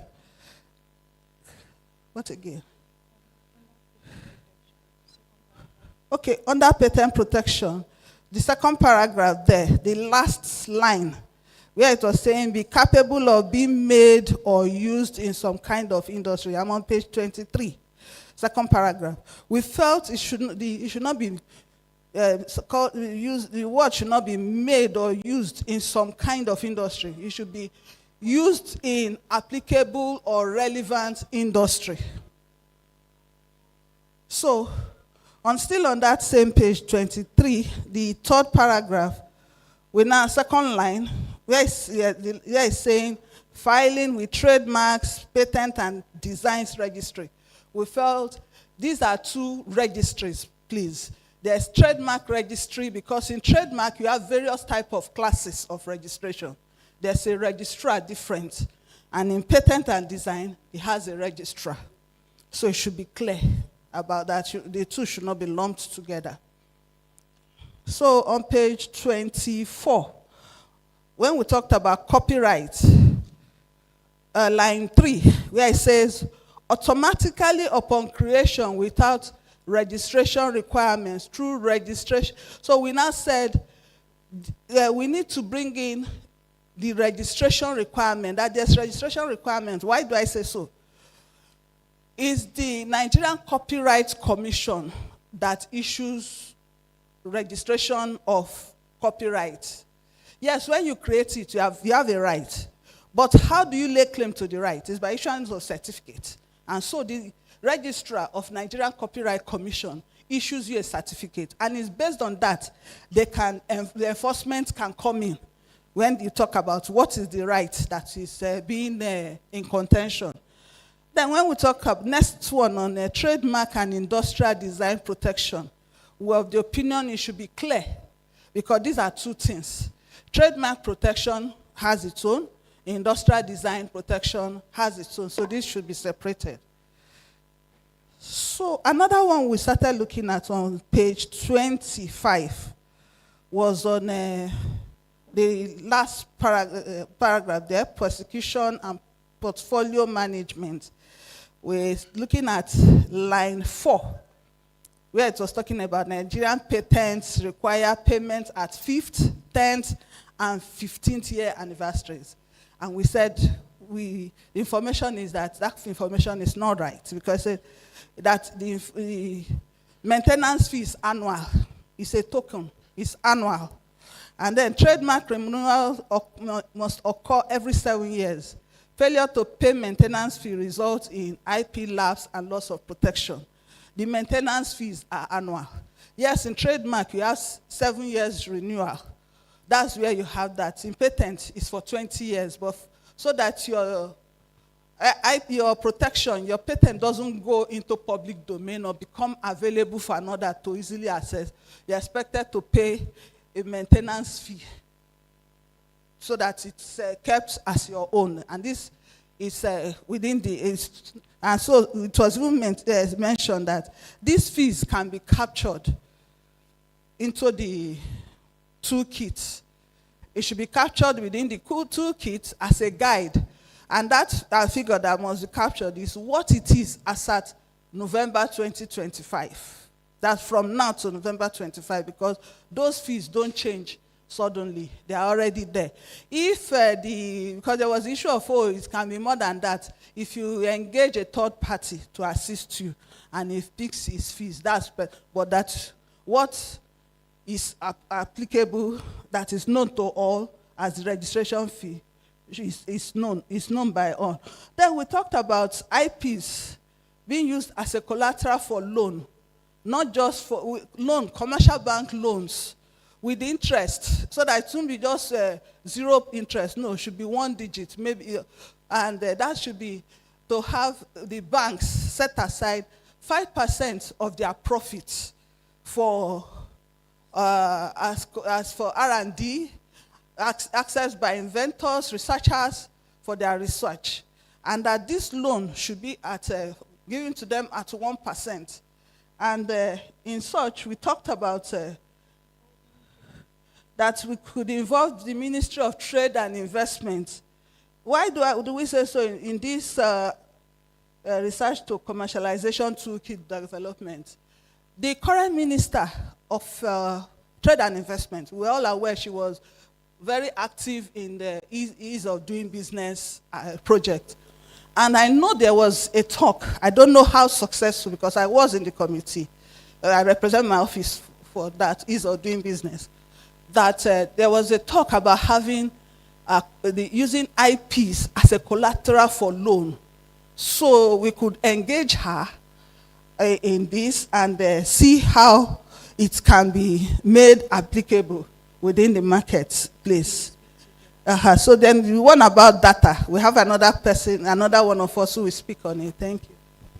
Yeah, so good afternoon, everyone. For section 5, when we talk about market assessment, we just talked about the data and how it is very, very important for researchers and trying to go into commercialization, because as a startup entrepreneur, we have noticed that without data, you can't be successful. And so we just talked about how if this data is not taken care of, you probably might just even fail before going to commercialization. And also how most of the data are just estimated. We have data gaps, especially in Nigeria, and most of us depend on foreign data to solve local problems. So trying to have like a guideline that will be able to support these researchers when they're on their way, because as researchers, you're already thinking about how to develop a product, and now you have to think about other things. So how to also build the team that will be able to help you work on that.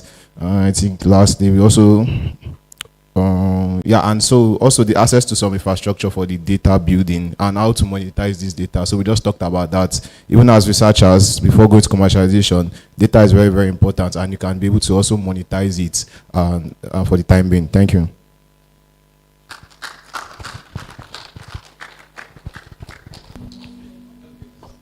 Okay. I think our group rep has adequately presented what we had discussed. On a more general note, we think that some very serious efforts should be made about correcting a lot of little typos here and there. You had acknowledged it. You had acknowledged issues of bibliographies and names. Just to expatiate on the part where we talked about the possibility of commercial banks setting aside a given percentage, small, between 1% and 5%, to fund research projects or innovations at a 1% or less than, at a 1-digit interest rate. This is a policy decision, and collectively, that this is not just for the organizers here, something that can be driven as a policy. The toolkit itself should be made slightly more concise, so that more pictorial, so that people can go through it and it's easy to follow. Have more like flow charts and for people to understand what it is. But so far, I think it's a good step, and it's something that needs to be integrated in what's going on, so that at the next step, It's just to build on what we have and go forward on this. Thank you very much. Thank you so much. Thank you so much. This is so a beautiful feedback from this group 4. So let's receive the feedback, and then we'll do the online participant. I learned that you have very serious heavyweights online.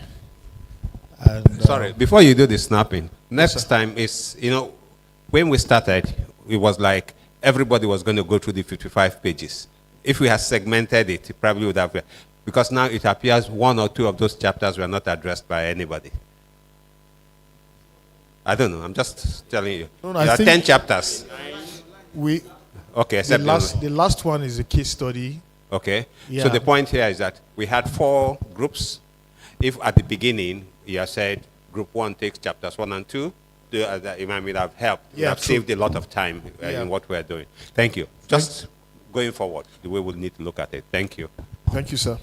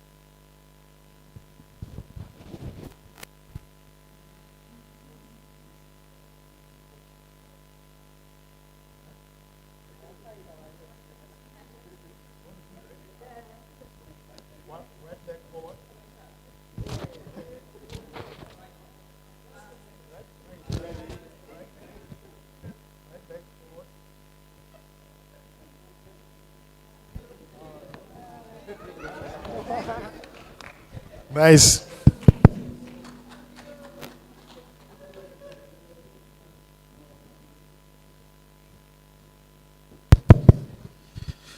Okay, quickly I'll just go ahead to take the presentation from Group 5.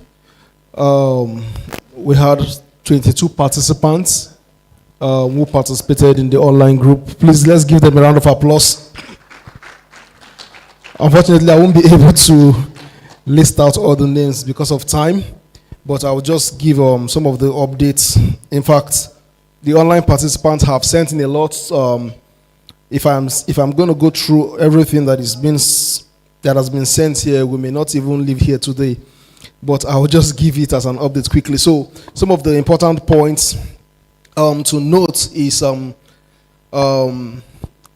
somebody mentioned that we should always put a recommendation of funding mechanisms. Mr. Prince, I don't know if you're with us here. We should list the funding mechanisms. We should provide the funding mechanisms for researchers and innovators more comprehensively. And also the definition of research commercialization, they said it's a bit restricting, especially for individual researchers. And that we also need to mention how the work of non-academic researchers, how their work can be protected. Then also they mentioned that there's a need to break it down into infographics. Again, I think this is something that has been said repeatedly here. And then there's also a need for comparative analysis for how IP and trademarks is being done in Nigeria compared to other countries. How it is being done in Nigeria compared to other countries. And also that we need to be able to tell what you can get in Nigeria and what you can get outside Nigeria. What kind of IP rights do you get in Nigeria, and what type of IP rights or trademarks can you get outside of Nigeria?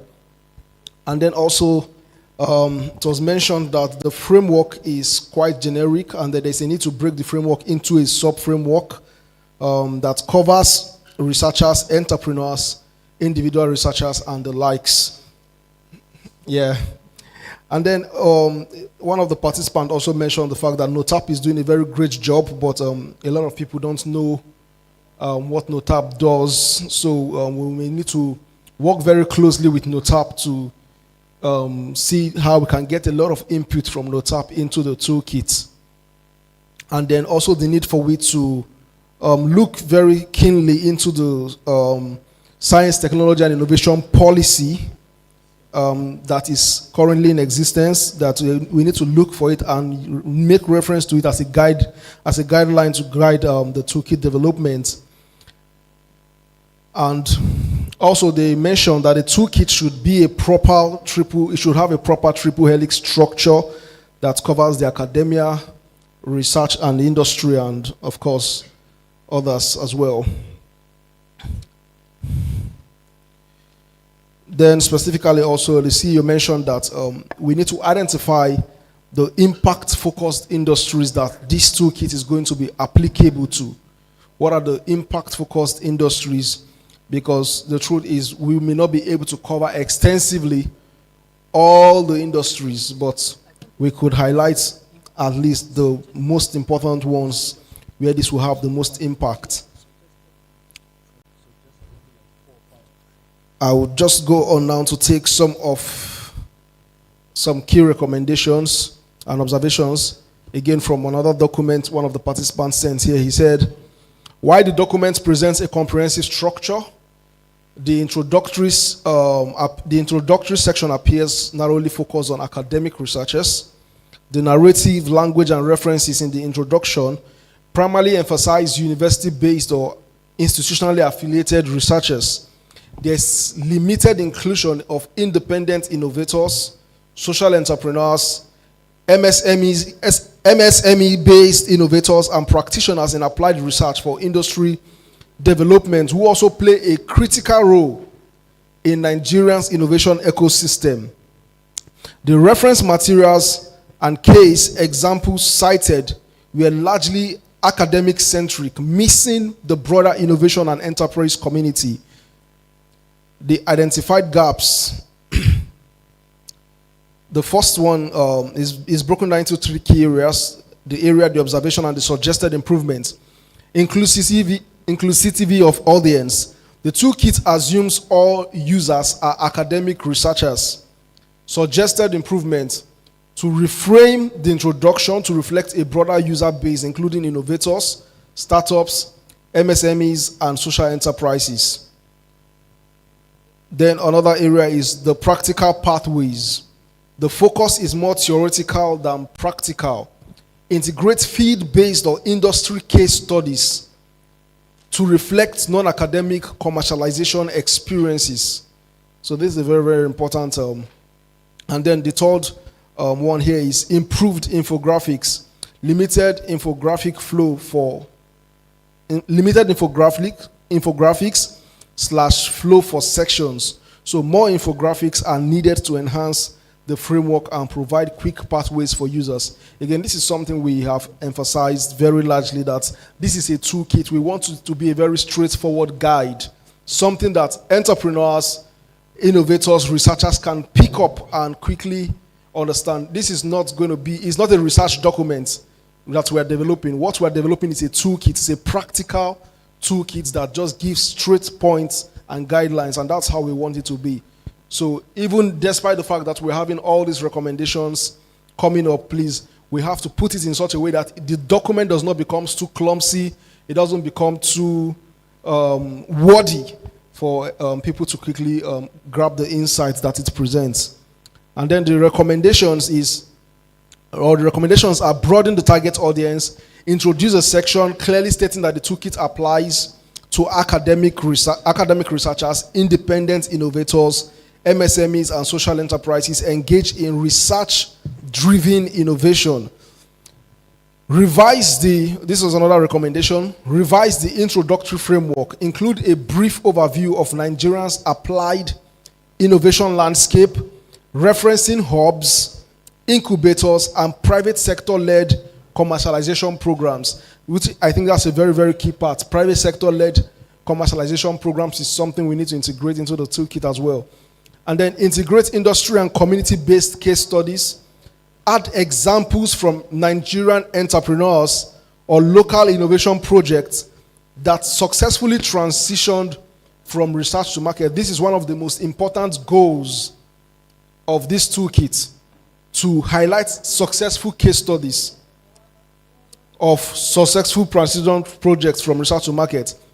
Then another point here that was noted is highlight multi-stakeholder collaboration, emphasize roles of government agencies, example, NOTAP, NASENI, NITSDA, MBTI, and the rest of them all, as many as we can have incorporated into the toolkit.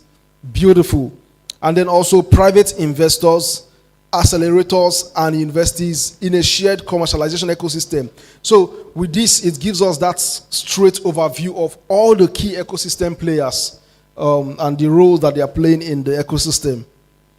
Encourage cross-sector partnership. Recommend partnership models that merge academic knowledge with business and community-level innovation to drive inclusive commercialization outcomes. And then also another thought here is include checklists in every section and a consolidated summary. Each section should conclude with a concise checklist highlighting key steps, tools, and outputs. Additionally, a full consolidated checklist at the end of the document would enhance comprehension and serve as a quick resource for users. And finally here, it says add a comprehensive analysis of IP, trademark, and patent application processes. I take that again. Add a comparative analysis of IP, intellectual property, trademark, and patent application processes. Incorporate a comparative overview of intellectual property types, copyright, trademarks, and patents, including their definitions, registration processes, responsible agencies, and strategic applications for innovators and institutions in Nigeria. Thank you very much for that valuable contribution. We still have some more. Sorry, it takes a while, but we still have some more. Another key recommendation here is, it says, first of all, they began by commending the authors for the hard work on preparing the draft documents. And the goal again is to adapt a global recognized stage gate innovation management methodology to Nigerian specific commercialization context. So they are suggesting that it is very important to ensure that the model serves as a practical guide that is fully operational within the strategic framework provided by Nigerians approved national policies. This means the document should not be a generic commercialization guide, but should be the official how-to manual for implementing. That's what we're actually looking at, the how-to manual for implementing. Implementing, number one, they says the Nigerian Oil and Gas Industry Content Development Act 2010 for the oil and gas sector, the guidelines for implementation of the Presidential Executive Order number 5, 2020 for all other sectors of the economy, non-oil and gas, and 3, the National Science, Technology and Innovation Policy, the NSTIP policy, NSTIP 2022, as the overarching framework for all science, technology, and innovation activities. And I'm glad we have the representative of FMIST here who are actually leading on that document. So we have to look at that policy framework again, the NSTIP, and look at it in line with this toolkit to make sure that all the necessary adjustments of this document will demonstrate how research innovation and reverse engineering, when channeled through this trinity of policies, can directly achieve the goals of growing Nigeria's GDP, promoting comprehensive local content, and ending the economic model of exporting raw materials. I would stop here and, of course, share the document with you because it's very, very extensive. It's very, very extensive recommendation that was given by the online participants. Please, let's give them a round of applause again. Thank you very, very much. Okay. Thank you. So let me stop here for now. Okay, I'll just take a few more, sorry. Someone also said a checklist of all the pathways created for users. A checklist of all the pathways created for, should be created for users. And then also that should clearly state what investors are also looking for. So we should have a checklist that states what investors are looking for in the research to commercialization process. We should have a checklist that also states all the documents that you need to have. Example, the IP, the registration, the legal frameworks, all the documents that you need to have. And each section also should have a checklist. Okay, so let me stop there. So thank you so much, very much, to all our online participants for that very insightful contribution. We'll send all those documents. You have a lot of work to do. You really have a lot of work to do. So, of course, we're all here in the ecosystem to support this work. And just to also mention that we are going to be recognizing all the efforts of all the participants in this validation workshop.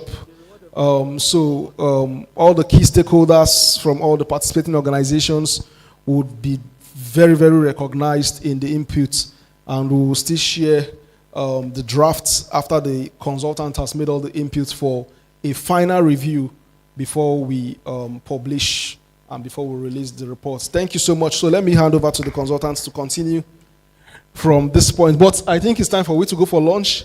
Yeah. So I want to, like a summary, Thanksgiving actually, for everyone who has been part of the validation. Just to reiterate how we started, to say that this is more like a national call to set up something really important for the researchers and innovators who are on our path. 1 minute, please.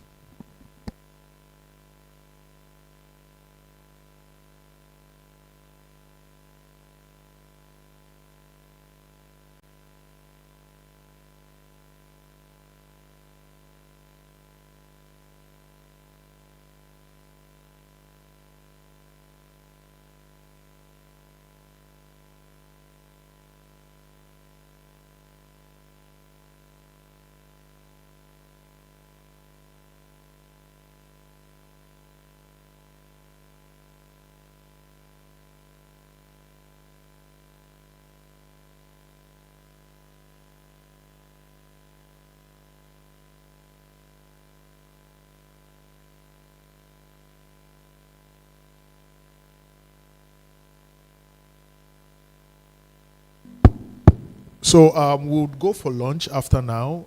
I just want to say thank you for all the efforts, the participation, the feedback, the insights were really, really quality. And I want to assure you that we're going to take every single feedback that's been given. Yep. Please, just before we go for lunch, we have a quick feedback form of how this workshop has been, which we want you to also quickly fill. They will post the QR code right now. You could just quickly scan the QR code and just give us your quick feedback on how the workshop has been. What are your thoughts?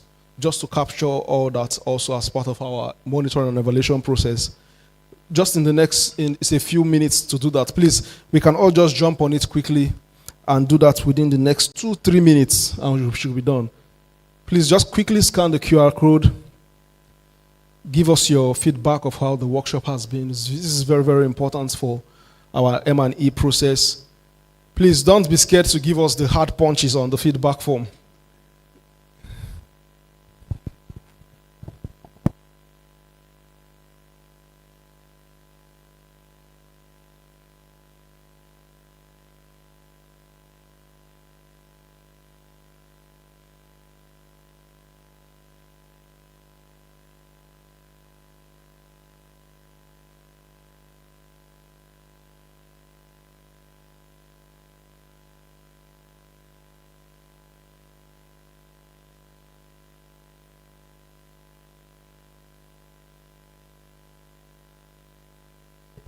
Please also, all scribes, all our scribes, thank you so much for the work you did. I would like you to send me the soft copy of all the recommendation made by each group. So please, all the scribes, or my colleague Kingsley Otu, who is the lead for M&E, would go across each of the groups to collect all the feedbacks from all the group. I don't know if he has done that already. Okay, thank you so much. So thank you very much.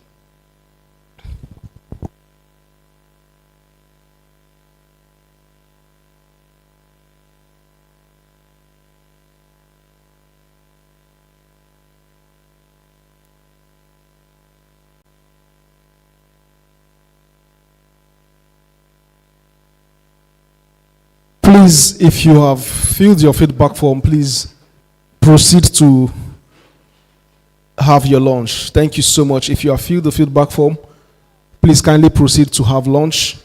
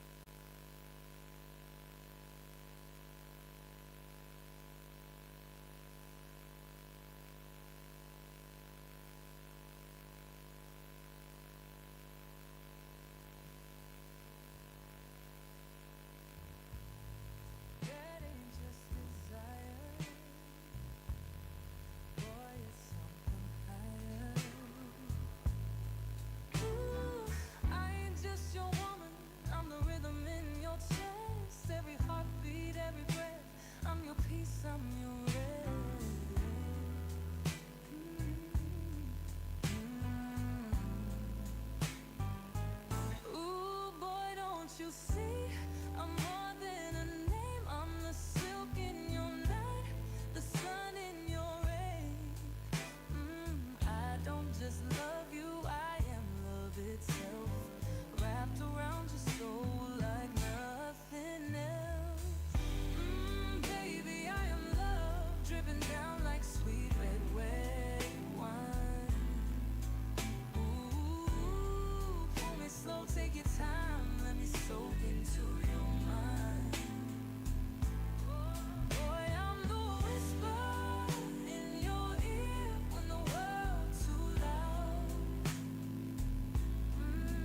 I'm the arms holding tight when the storm comes down. I'm the honey in your teeth, the sway in your blues. Boy, I'm the groove in your step, the touch you can't lose. Ooh, when your spirit feels heavy, just lay on my chest. Let my love be your home, let my soul be your rest. Ooh, boy, don't you see, I'm more than a name. I'm the silk in your night, the sun in your rain. I don't just love you, I am love itself, wrapped around your soul like nothing else. Baby, I am love, dripping down like sweet red wine. Ooh, pull me slow, take your time, let me soak into your mind. Boy, I'm the whisper in your ear when the world's too loud.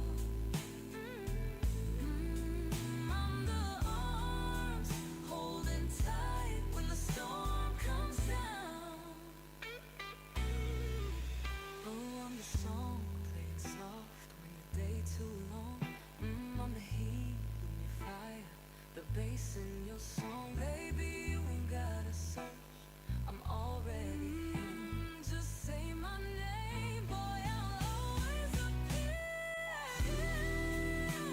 You love, I'm the breath that you breathe. I am love, like waves crashing in deep. Boy, you found love, you ain't never gotta roam. Just take my hand, I'm your heart, I'm your home.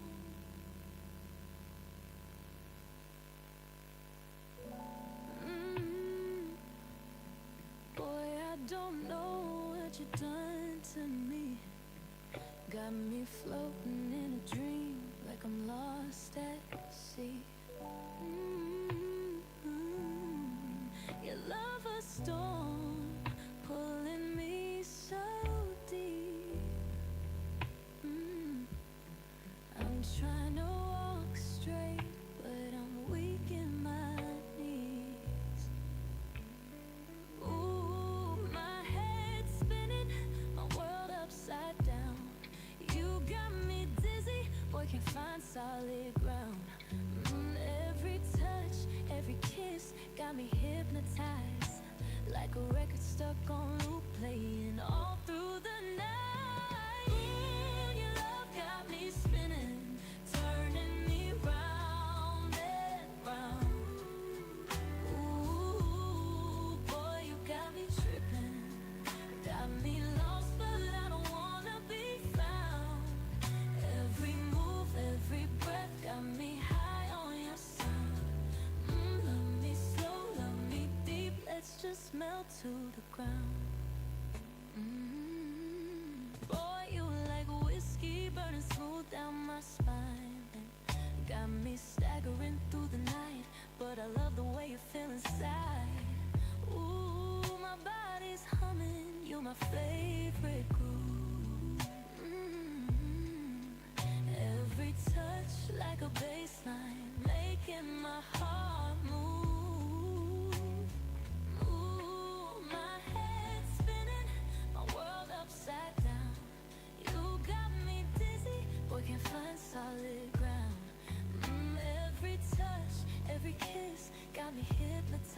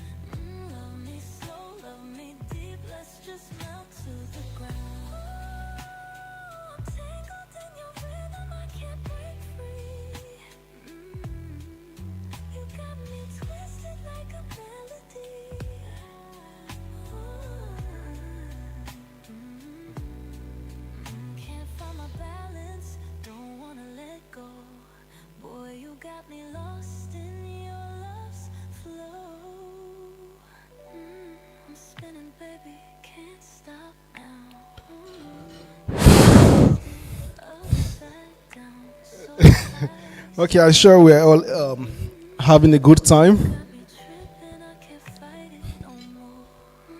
We want to be able to round up this program by 4 p.m. We just have 30 minutes more. So while we're having our lunch, we'll just move into the next item, which is the next step forward. We have already come almost close to the conclusion of the workshop today.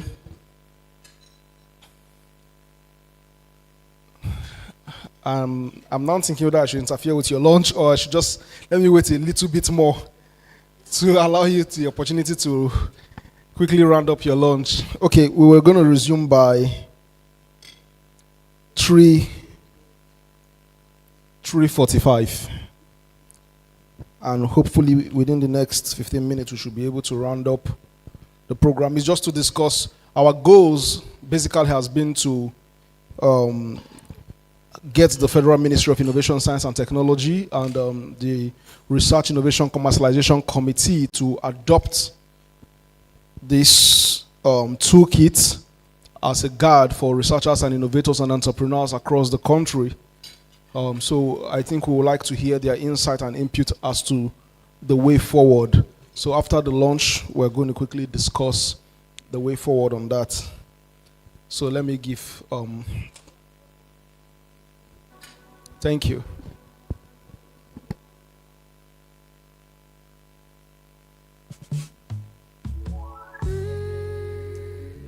Boy, from the first touch, I knew it was real.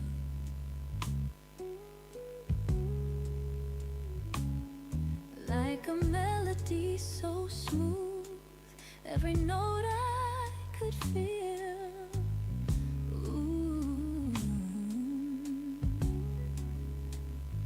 You ain't just my man, you my soul's next of kin.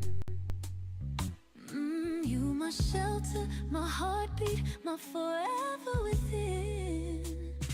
Ooh, I never had a love built so strong.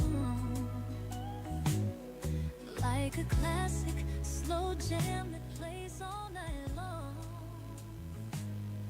Through the highs, through the lows, through the fire, through the rain. Boy, you stay, you remain. Never switch, never change. You are my forever lover. You are my friend.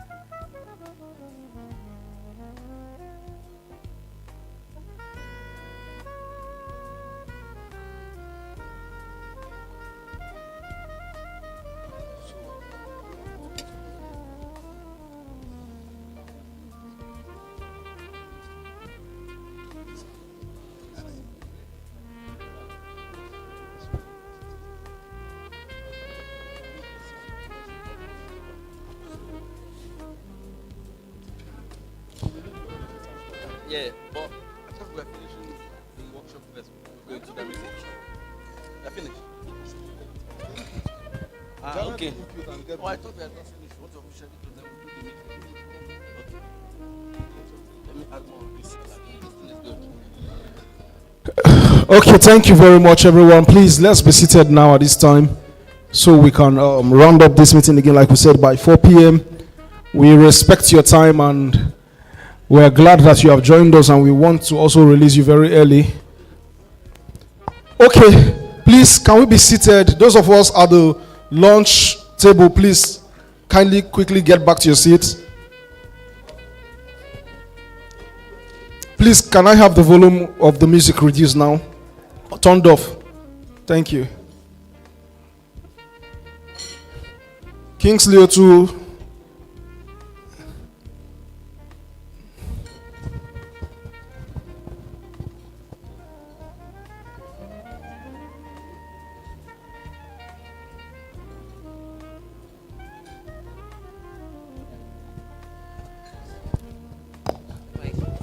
Hello, everyone. Please, can we all be seated? Where we want to conclude very soon. Please, just come and take your seats. Okay, thank you very much. We don't want to take most of your time today. Please, when we're done, we can still go back. Thank you. Emmanuel, please. Thank you. Okay, thank you very much. Again, as I've stated earlier on, our goal has been from the initial beginning of the design for this concept and for the Research Commercialization Toolkit to have the buy-in of all the key stakeholders. Please, can I have your attention? Please. Thank you. To have the buy-in of all the key stakeholders from all the key government MDAs and agencies.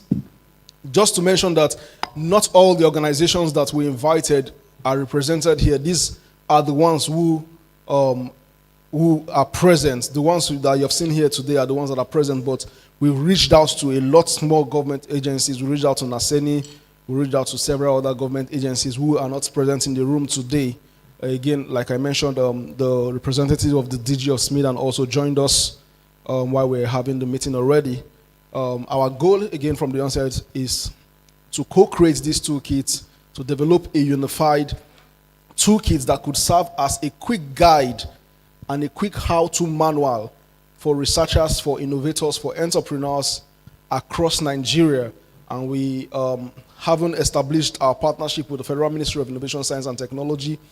Worked with them on several key projects, thought that this is something that we could develop together. But again, along the way, we got appointed into the Research Innovation Commercialization Committee, of which many of the members of that committee are represented here today. And one of the things that we have envisioned is the fact that as a member of that committee and as how vital that committee is in the research innovation landscape in Nigeria, it is important that we have their buy-in and that they get to adopt these documents also. So what we are here now, this stage of this program, is to discuss the way forward on that. And initially we had spoken to Mr. Temitope Fatogun, so I'll just give him the floor again to reiterate his thoughts so that we could know the way forward. Thank you very much, sir.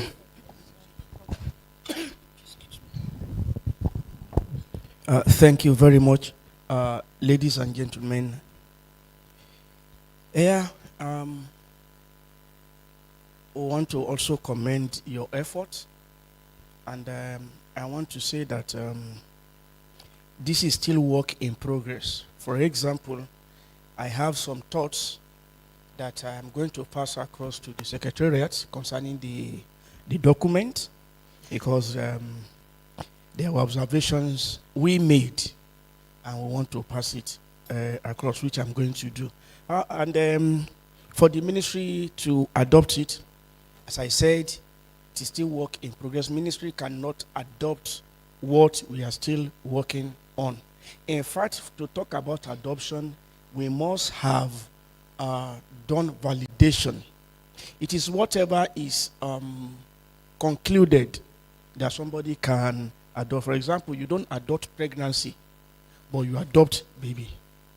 Yes. Yeah. So it is what is concluded that will be adopted. And for the RICC, the chairman, powerfully and ably represented here, will also speak on that. But on the part of the ministry, whatever role you want us to play going forward so that this can be seen to a logical conclusion, we'll take the message back, and from there we know what to do. Thank you very much. Thank you very much, sir. So at this time, we'd also like to hear from the representative of the RICC, sir. Thank you, sir. Okay.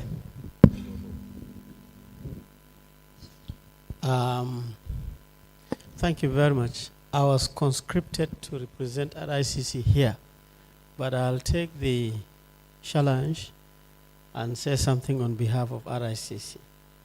RICC is a committee set up by the Honorable Minister of Education to ensure that we discuss and we come up with viable templates on research and innovation commercialization.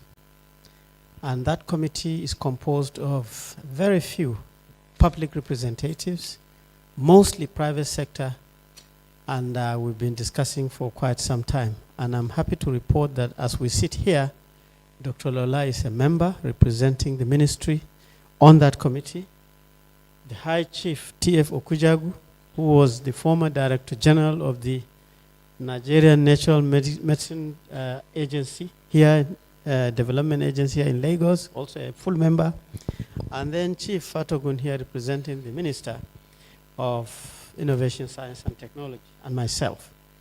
I don't know whether they will have more. I think that's it. But if you want to join, you can be very nice to me, and I would. Oh yeah. Dr. P is the main. Stand up for recognition. Stand up for. This guy is a dynamo. No, you need to be recognized. This guy is a dynamo. Please clap for him. He is an achiever by objective and by definition.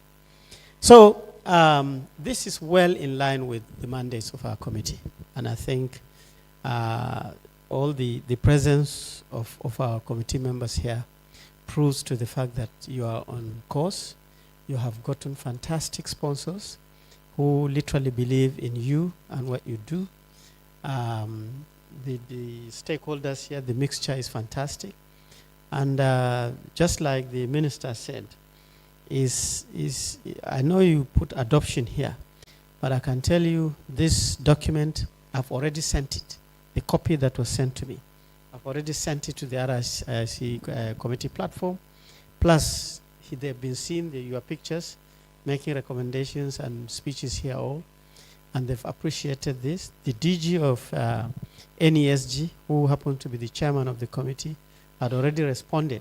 He was very excited to see that all of us are here and we're discussing with you. So I think it is well in line with what we're trying to do, and this certainly will make our job at the RICC very, very easy. I would recommend to the committee when next we meet, literally to adopt your team as part of our committee so that we can be able to, in a very harmonious way, move in the same direction. So, Dr. P, I think that is in line with our... Yes. So, from the consultants, from the IIF, management, all of you, we will adopt you, and you will come to a physical meeting. You listen to what we've been doing, and you can yourself present your report to the main committee. And I assure you, if these people, this guy is a very powerful member of the committee, this one is actually a dictator. Whatever he says, it has to be adopted, and he will support. Dr. Lola is a powerhouse on this, and I will certainly support it. So you yourself present it, and we will adopt it, and by God's grace, this document will definitely, God willing, push Nigeria to start seeing the light at the end of the tunnel. Amen. Thank you for so the much, sir. effort I and, think I would like also maybe Dr. Ola to make a to speak. Thank you very and- much. Thank you, everybody, for being here. Professor Binder has spoken, so I don't have anything else to say, but I welcome you. Well, one of the things I like to say is that all of this might not be, I'm going to borrow from John F. Kennedy, his 1961 speech. All of this might not be done in the first 100 days, it might not be done in the first 1,000 days, it might not be done in this administration or in our lifetimes, but let us begin. Thank you, and safe travels. I don't know if any other. Okay, yes. Yes, did you have notes up? Yes. Thank you very much. Good afternoon once again. We thank God for this opportunity. From where you have nothing and there's one, at least you have something to start correcting from. We appreciate the efforts. Yes, I got to know about this last week, Mr. Godwin, Mr. Warfit, but the good thing is immediately I saw it, I started going through it. Because it's important, what is being done is in the right step. But yes, there are certain things that we need to clarify so that interagency issues that we have, my guy is aware. He knows now that his friend, barrister in trademark, will answer us. He knows. So, as much as possible, it makes the work easy for us because everything we have been doing on IP, and I appreciate Malgada, when he took the reins, he continued. The IPTTO project is one project, he continued with it. We started it before him, and when he came, he continued, because that's the essence of continuity of projects. And so far, so good. Up to date, we have less than, at least we have 68 IPTTOs in various institutions of learning. And the interest is there, because that awareness is key. We are happy that at this time in 2025, the awareness about IP is going places, and the awareness about IP management is going further, because we see the quantum of financial resources that go out of this country as IP in the form of technology transfer, that's IP commercialization between foreign partners and Nigerians who bring in their technology to run their companies, because Nigerian companies can't register foreign Nigerian companies are the only ones who can come to NOTAP and register their agreement with foreign companies, and they use it to run their industries. And it would be nice for us now, where as we're talking about this commercialization and the awareness is there, because we interact with various bodies, not only the research institutes, they are not only the unis, there's a research institute, there are organized bodies we interact with. Because we have the Association of Nigerian Inventors. It's a group of association. We deal with them. We have an association of research inventors in Nigeria. They recently came up. So long as you form yourself into a group, because that's what Malga told them when an association of Nigerian inventors were having fragments. They told them, form yourself into a group that the office can always talk to. And because in a group setting, it's easier to reach people as compared to reaching out to one by one. We do trainings of inventors and innovators, at least on a yearly basis, to create awareness about IPs. So these are bodies that is easy for us to reach out to the association and invite them to come. We do trainings also within the research institutions and the universities, all to create awareness. So when we see this document, it's a step further for us, and we are willing to work with you. There are aspects that we need to work along with you to put in place in the proper context it should be, so that when it comes into public space, our friends in industries and trade will not come and tell us, note that people have started again. So thank you very much. We'll continue the conversation. Thank you very much. Sir, you want to say something?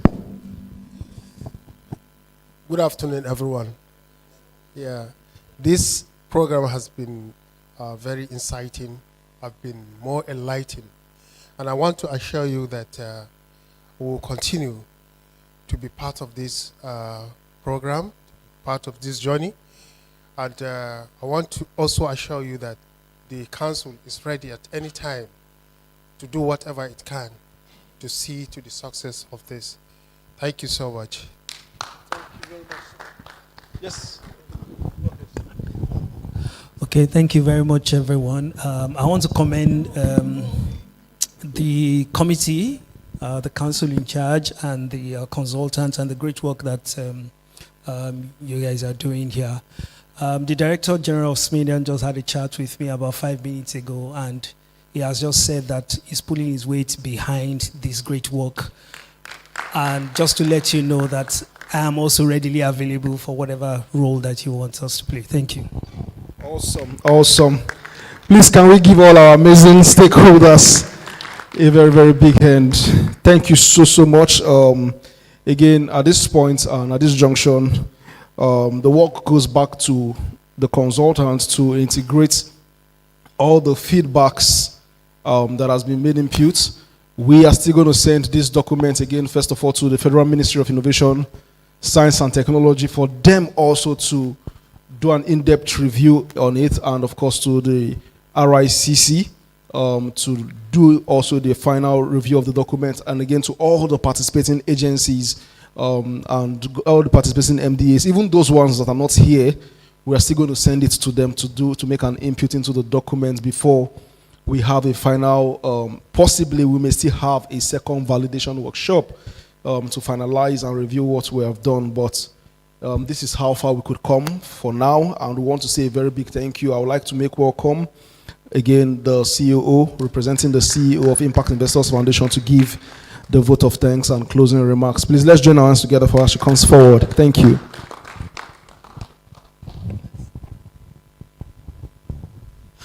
Wow. It's been an eventful day, and I really don't have much to say. I want to thank every single person that has been here today, every government official, ministries represented here, FMIST, the RIC, all our stakeholders, members of the NERIC Collaborative. I thank you. Just last week, we had a workshop. We called and you all came. We've called again today. Everyone has come from Abuja, different places in Lagos, taking their time out of your very busy schedules to be here on a Monday morning from 8 a.m. till now. We don't take it for granted. We are super, super excited and very grateful that you're working with us on this journey. This is very critical to us in IIF. Our overarching goal, all that we do, is to ensure that there is increase in the economic growth of Nigeria. We are passionate about what we do here, and you cannot do all that. We cannot move the needle. There cannot be an increase in economic growth without research.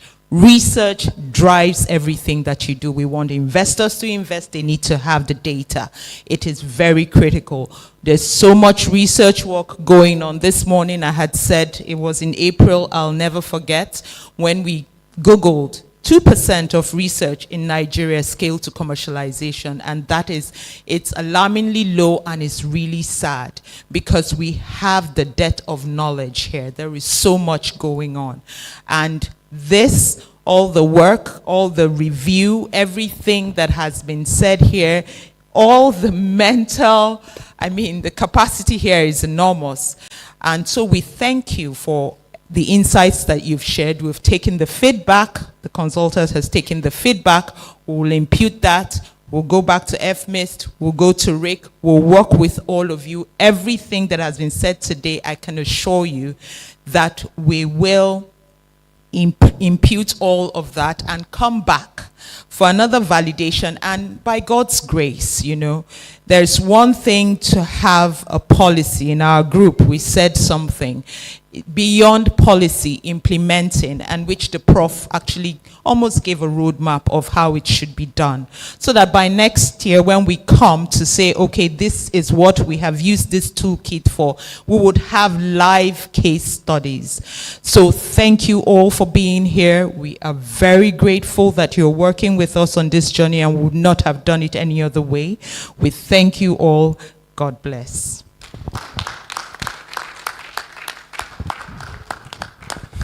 Ladies and gentlemen, with that final closing remark, we have come to an end of today's program. Thank you very much, and do have a blessed day. Thank you.